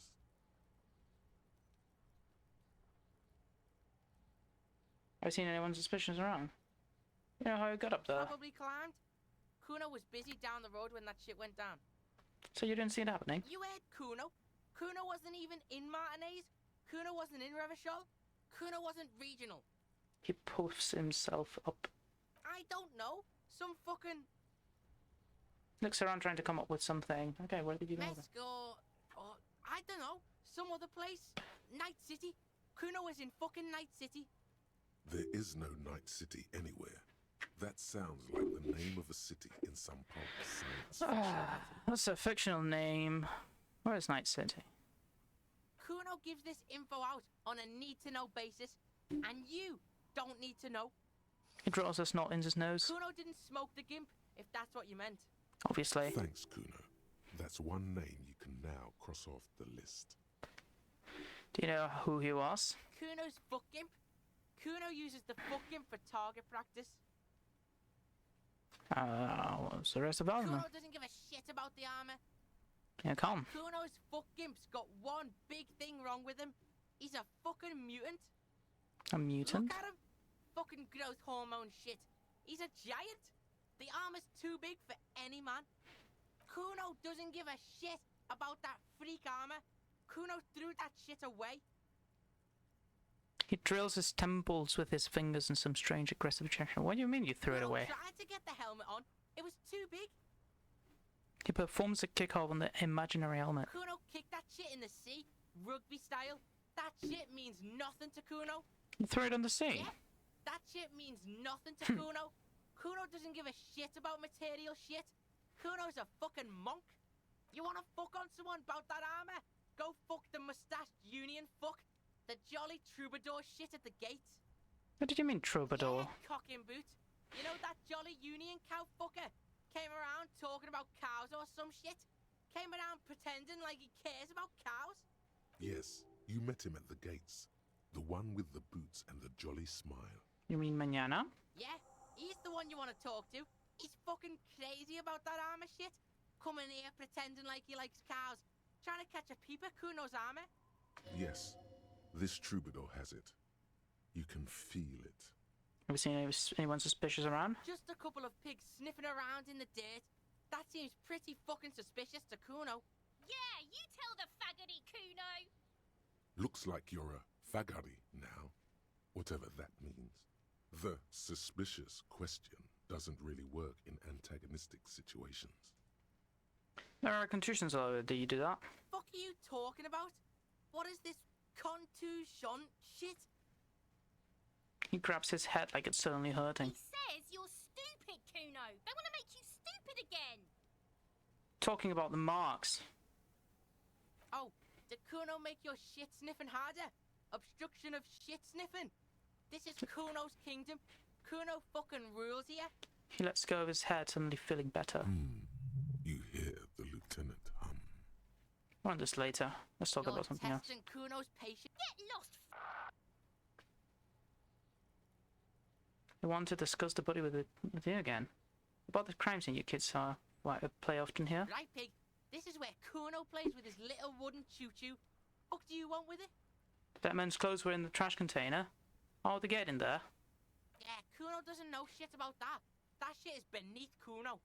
I need to know. It could lead to an investigation. Someone may have tampered with the murder. Listen. He stops you. Kuno doesn't care about this small-time shit. Just listen. Kuno saw what you did there, dumpster diving. Sad shit. Kuno could hook you up with some sweet rags. Shit like Kuno's wearing. Your size, good price. 500 real. Wait, I asked you what happened to his clothes. You must have seen them laying around.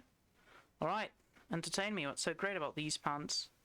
No, Kuno, you don't know anything about the tampering I'm investigating. I already have the pants. Look, Kuno ain't seen shit lying around, except for that up there. Now you want performance gear or not, Grandpa? The lieutenant remains silent, but his expression couldn't say, I told you What's so great about these in pants? Pig, these are found modulars, liquid fit, performance crotch, urban survival shit. Made in Mirova by scientists. Pants scientists. Believe it, you need this shit. He unzips his jacket to give you a quick peek at the plastic wrap pants. They are graphite black and look brand new. These could drastically improve your chances of survival in the urban wilderness. I, you can fuck off. Physical Instrument endorses these pants. They are tartan ready. I don't care about either of you. They also make you into an idiot. No, Kuno, you don't know anything about the tampering. Kuno was trying to help you, but you're too fat for fouling anyway, pig. There was also a mug in the trash. The fuck? A mug in the trash? Is this about the fucking clothes again? Yes, does this racist mask have anything to do with it? Does this adequate depiction? So does this quaint, better not taken out of historical context mug? Yeah, Kuno sees where this is going. Kuno's got that fast brain. He whispers excitedly. You pigs are after the mug fucker. Cause he's the clothes fucker. I can't hear you, Kuno. Speak louder, Kuno. That's exactly what I'm saying, cuz I want to stomp it with a crime scene, clean some of it up. Shit, that's tense. Someone's going to the beat-down basement, huh? Mug guy gonna get tied to the radiator. He nods in approval. Kuno doesn't know who put that shit in there. And if he did, he wouldn't squeal. But if you find out, maybe you can... Tell the Kuno who it it was, he's curious. He likes putting 2 and 2 together here. Stop turning into a pig, Kuno! They're trying to get you hooked on the snitching! Get away from my Kuno. She lets out a hiss, even meaner than before. Yeah? Get your bacon shit away! Kuno doesn't like to be seen with the popo. Get your shit done and out of Kuno's face. The ladder, ever climb it? Look at that fucking shit! You're trying to get Kuno killed! So you will say that the ladder is unclimbable? Does Kuno know? Kuno's not a fucking acrobat. The lieutenant takes a quick note in his notebook. It's a trap, Kuno! Don't climb it, Kuno! Damn. What's in the greenhouse over there? Dunno. Kipta's gardener used to work there. Kipt is a pejorative term used to describe people of South Seminese or Erie Uppergite descent. It used to be a common first name among the Erie Uppergites of Ilmara. Not so much anymore. Hold on, did Garnet used to work there? Yeah, that's what Kuno said. She couldn't handle the heat, so she took off. Kuno can take it. Shit's nothing to Kuno. He fills his lungs with his rinsed air. His eye get a little watery. I mean the young woman by the willing and rags, the gardener? Kuno doesn't explain shit. Kuno just says shit. He looks you in the eye and nods, as if agreeing with himself. Yeah, her. What was she doing in the greenhouse in March anyway? What kind of gardening is done in March? I'll ask her about that. Yes, it seems suspicious. You don't like things being like that. Suspicious. Cool, there's a stack of Eternite back there. That's just some shit roofing gimps left behind. Lazy dinks. Was there something here you were supposed to pick up on? As soon as it crosses your mind, the thought is gone. Still got something whatever. else. Kuno doesn't give a shit. Who is Kuno? Kuno, pig? The boy points to his chest with both thumbs. It's always Kuno, never I. Clearly the kid's using the third-person perspective as a shield. So you prefer... Kuno is some kind of gang name. Yeah, Kuno's in a fucking gang. In a bang gang. Kuno bangs for Magie, bangs for Mazda, bangs for Revachol. He lays the names out there with pride and precision, like cards on a table. Right when he's getting distracted, there's a malevolent hiss behind the fence. Watch out, Kuno! He's trying to fiddle you! He's gonna put his hands on you! The thing behind the fence starts squealing, shrill and violent like a fire alarm. Help! Pig's got Kuno! Help! Rape! The sound gets louder as the child shouts at the window overlooking the yard. He's got the Kuno, help! Just answer the questions. Help! He's digging his dick out! Escalate, Kuno! His dick is out! You're afraid! Pig's in here, Kuno! Somebody, please!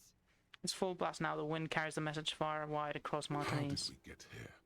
How did this happen? This makes no sense. There may still be a way out. Just appeal to his reason. Ah. Look, Kuno whispers as you retreat, vanishing silently. I know you wanted to hit me. You got that, I'm gonna fuck that Kuno up look. The Kuno's dad gets. The murder look. The rage look. Relax. He can't read your mind. He doesn't know you were thinking that. Yes, how do I get back to it? I want to go back to that thought. How do you know that? You can see inside my head. Can you read my mind, Kuno? I can. Kuno can smell that violent shit. I know what you were thinking. Like, his voice is so silent it seems the words are echoing in your head, not coming from his lips. I'm gonna fuck that Kuno up. I'm gonna shut his shit down. You know what? You should have hit the Kuno, because now... He raises his voice again. You're nothing. You're a joke to Kuno. Kuno laughs at you. He spreads his arms, Kuno! taking dominion over the yard. The whole charade was about establishing dominance over you. You backing up means he's succeeded. Kuno turned you into his prison, bitch! You're gonna be in this shit with Kuno! No, you're not. We can just leave. The lieutenant almost rolls his eyes. Bitch, you're gonna be in this shit with Kuno forever!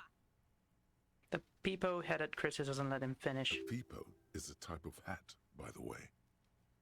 Whatever. I had some questions over the crane leave.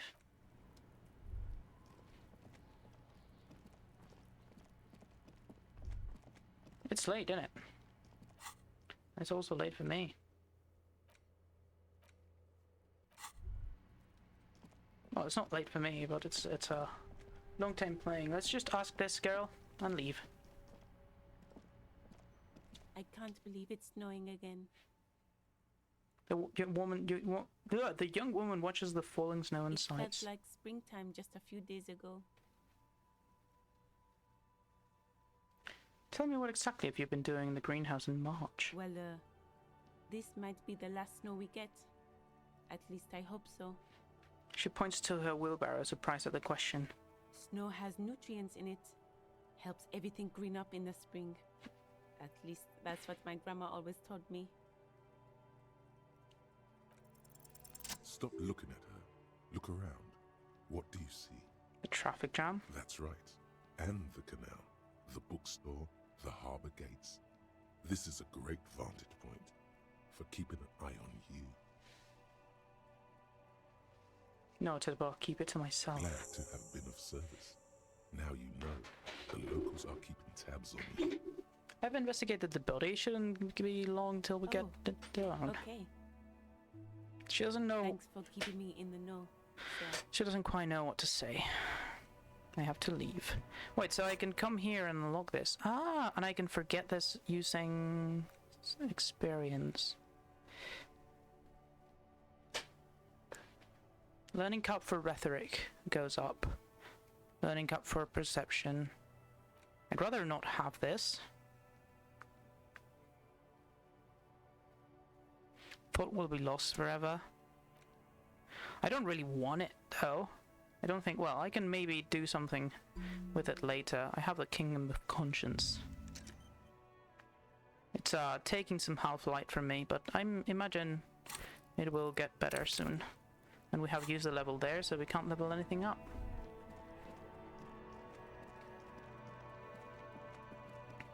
The body, I forgot. We're doing the things with the body. The corpse lies on the ground among the remains of an absolutely demolished pinewood branch. It's gently laid on one side. Well, it's down. Mr. Measurehead has done a good job. Nothing is too broken or compromised. The victim is ready for a field autopsy. The lieutenant nods approvingly. Yes. 1. Investigation of the scene. 2. Initial examination of the victim. 3. Field autopsy. 4. Transportation of the body to the morgue. We are on number 3.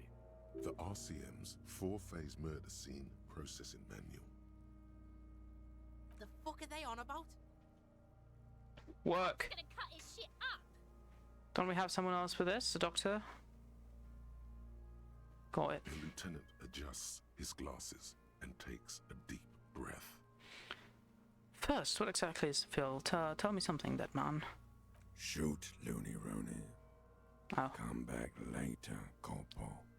First, what exactly? Amuse yourself with my frank manners and my memento mori features.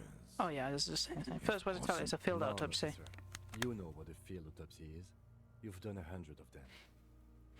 Pulls in a pair of What later you explodes. do know is, at 18.9 kilometers, the dormant shield volcano, Corpus Mundi, is the world's highest summit, and the failure of the 38 single, Et puis descend, to crack the top 20 was the death knell of disco.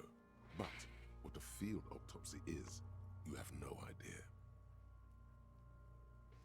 Why don't you know? What use are you then? Cup your golden hands, let's get in there. There truly is a time for everything, even for yellow gardening gloves. However, they are lacking hygienically. I suggest you get in there in limited capacity. Alright. I'll ask you when I need you to. For the most part, maybe I should handle the contact and you take notes? We just fill this in, right? That's right. Open your ledger. The dead man stares in silence as you crack open the ledger. The bright red paper is covered in boxes and lists. describing the condition of his skin and organs in 3 parts. Above those, an 11-field info form needs filling out first. It begins with Number 1, assistant. That's you. Only the first question and I already don't know the answer.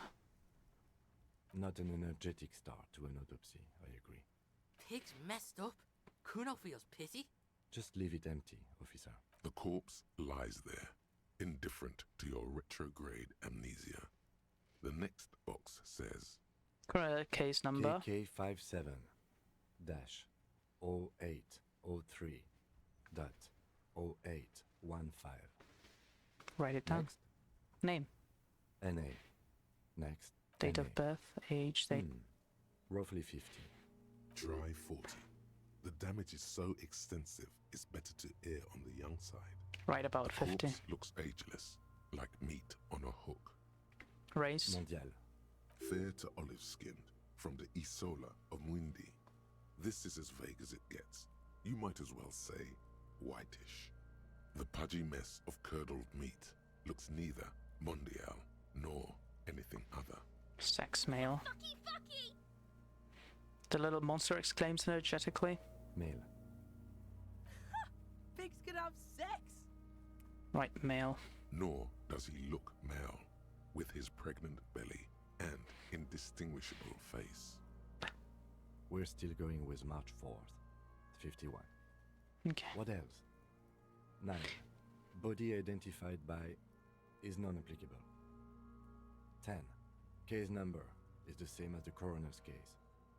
Okay, body identified by is not applicable. He looks over your shoulder. KK57 0503 0815 listens, motionless, with the cargo belt still around his neck. Only one box remains. Evidence of treatment. None. At least not after the initial examination. That's exactly treatment anyway. Interfering with the body's position or wounds post-mortem. How did you not know that? Aren't you a cop? You're leaving a weak impression here. Say something sure-handed. What's next? He places his gloved hand on the dead man's chest, as if in preparation. Your central nervous system recognizes this gesture. It's the stations of the breath. Ecclesiastic, religious in nature, a holdout from pre-DeLorean burial rites. It takes him 2 seconds to perform. Then, somewhere in Jamrock North, a small wood shed behind Rosencrantz Row, Lieutenant Nick Feuerbach puts his hand to the chest of a small corpse, no larger than a monkey. It's raining outside, like drizzle. There is darkness in the shed. Elsewhere yet, an obese female sits in a wicker chair, her silhouette bull-like against the window. Outside, Grand Coudon. The day is turning dim for Sergeant Mac Dawson. Hand extended, he approaches, to make sure she is dead more than anything else. And so, all across Jamrock, Coal City, GRIH, 42 deceased persons found today, 42 stations of breath. We should start the post-mortem. Turn the page. The corpse cannot feel Kim's hand on his chest. It no longer meaningfully interacts with its surroundings. A thicket of boxes and lists on red copier paper tries to answer why. External examination summary. Clothes. The deceased wears armored boots and white briefs. The make of the briefs is Babrodine, I think. Let's see. Turns the body onto its side to check the underwear label. See, it's happening. Babrodine, yes. Inexpensive. Size M. Color white. The disappointment is palpable. The red-haired thing was expecting something more lurid. Write it down. The boots are ceramic, vitreous enamel. They are fused to his skin from blood flowing downward post-mortem. Removal of the boots is left for processing. It would be clever of you to omit the boots altogether, sire. If you are to keep them for yourself, as you ought to, you have deserved them more than anyone else. Oh, I'm a good cop. The boot has a serial number. It's E50.100.100. The lines between the plates are in the shape of the alphanumerical. The number is purposefully concealed by the design. Tattoos. He stands up, feet planted on either side of the body. The upper torso is covered in a single, continuous tattoo, resembling a national pattern. It reaches from the right shoulder to the heart. The ink is blue and white. The assistant has a color photograph of the markings, to be added to the case files as document A1. The photo is taken on the scene, using a Trigat Mini. The deceased has a belt for airlifting cargo around his neck, tied with a hangman's knot. Color, yellow. Length, 3 meters. There is a buckle on the other end. Well-nourished, athletically built, measuring 1.8 meters. Generally consistent with age, about 50. Preservation is good. Ambient temperature, below freezing. Body hair is light brown. Distribution is consistent with age. The deceased had male pattern baldness. Hair is combed back, short. Lividity is consistent with hanging. The head is congested. Contusions are present on the head, chest, and thighs. Consistent with stones thrown post-mortem. Low velocity. Fucking low velocity? You think Kuno doesn't know what you're talking about? Velocity was fucking max! The kid explodes. Talking shit about Kuno's velocity. In addition, there are bite marks on the face, scalp, and chest. Consistent with predation. Bite marks? Ligature mark.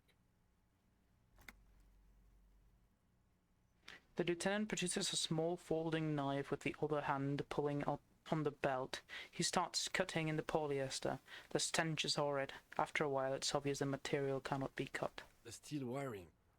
He There's too much concedes of it. breathless. We need to remove the belt so we can get to the ligature mark. May I try? It's no use. We should get chain cutters. You can try with them.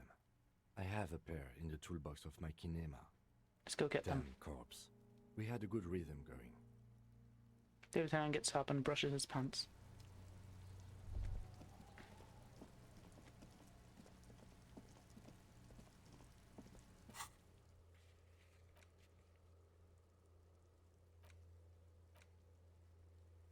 Okay. It's quite late in the night now. Well, it's 8. It's not really late at night, but it's late enough. Inside, you see a set of steering levers, a radio microphone, a pull-out toolbox, and Pull a out the soft glove. toolbox. A metallic drawer slides out from under the seat and clicks into place. The tools inside are neatly organized. Take what you need, officer. It's going to be a long case.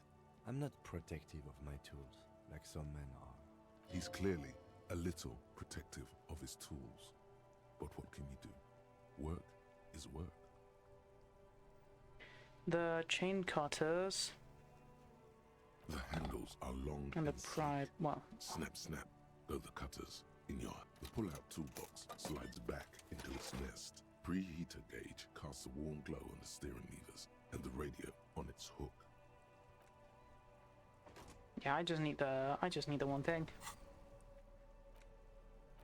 The meanest looking pair of cutters you have ever seen, made in Gottwald by Waldschrim Werkzeug. No chain, nor wire, no barbed fence will ever stand in your way again. Look, they look hungry, ready to chew still. This game is comfy because I can play with only one hand. I'm just resting my other hand, and I can swap them about. The rotting man lies on his side with his eyes looking straight through you. His body is supine and open to intrusion. By autopsy, the lieutenant adjusts his glasses and takes a deep breath. Still an examination now that we have the chain with us. Let's cut the belt. He Take shows you the as much precision as you can, please. He shows you the point on the man's neck where the belt cuts into the flesh. See? My pig is gonna fuck his head off. No, he ain't. Your pig's a boring fuck. Celix Blase.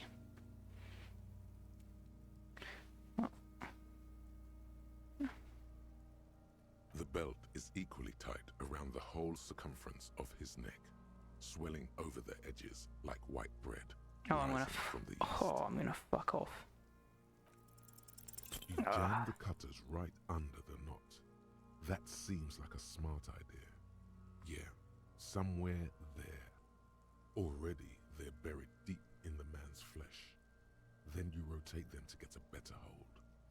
Then the lieutenant looks by, somewhat worried as you summon power words to your aid. Rotate some more. A really, really bad smell is coming from there now, and some kind of cracking sound. Enough cutscene. Yeah, fuck him! Fuck that faggot! Corpse fucking time! Told you my pig was hardcore. I should have a go first. I think I have a strategy. He steps in and takes the chain cutters from you. Let him work. He sinks the cutters into the knot, preparing to perform the cuts, with his elbow to his knee for precision. Snap! The knot is slashed. Another cut and the belt falls apart like a flower bouquet, revealing the dead man's neck and the dark red ligature mark around it. Here. He hands you the chain cutters back and then kneels closer to the body, running his fingers along the dark red grove until he comes to a gap. The rope rises to a point, leaving a gap in the ligature mark. The suspension point is in the back of the neck, on the nape. Hemorrhaging is observed on the skin, above and below the ligature mark. The mark is well pronounced, consistent with a drop from 1 or 1.5 meters. Chest is intact, normal contour. Abdomen is protuberant, pelvis intact, genitalia. He pulls down the man's underpants. No! Let's get out and see! I fucking knew it! This is clearly what they've been waiting for, ever since the autopsy began. The lieutenant is trying to make it as boring as possible. Genitalia is male and unremarkable. No evidence of injury. Write down and move on. Back is symmetrical and intact. Upper and lower extremities are intact, but asymmetrical. There are combat injuries on the right hand, thigh, and hip. He struggles to turn the corpse on his side. In addition, I see smaller, residual scars, too numerous to count, covering about 30% of his skin. From wounds sustained over 2, maybe more decades, dispersal and accumulation indicates long and active combat duty. The scarring is extensive, way more than in all of his officials. We have a real museum here. He nods. Battles, wars. Last item, hands. He takes the man's hand right in his, inspects it, and then moves on to the other hand. Let you to him work alone. Hands are clean. No sign of a recent struggle. He inspects the wrists. Were we expecting any? I was. Maybe I'm just not seeing them. Honestly, this stench is making it hard for me to think at the moment. Write it down. Ooh. That's all for the external. Well done. What next? He turns to the side to breathe. It's not enough. He buries his face into the sleeve of his jacket. You can hear a muffled voice. Description of injuries. I'm afraid we can't continue before we've gone through both the external and into this, I remind you, also necessitates the removal of the belt from around his neck. So we have a visual on the injury. I'm gonna leave it here. I'm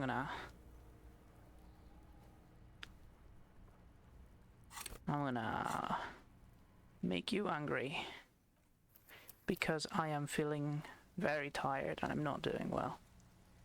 So that's it. Have a nice rest of the day, everyone. Thank you for watching.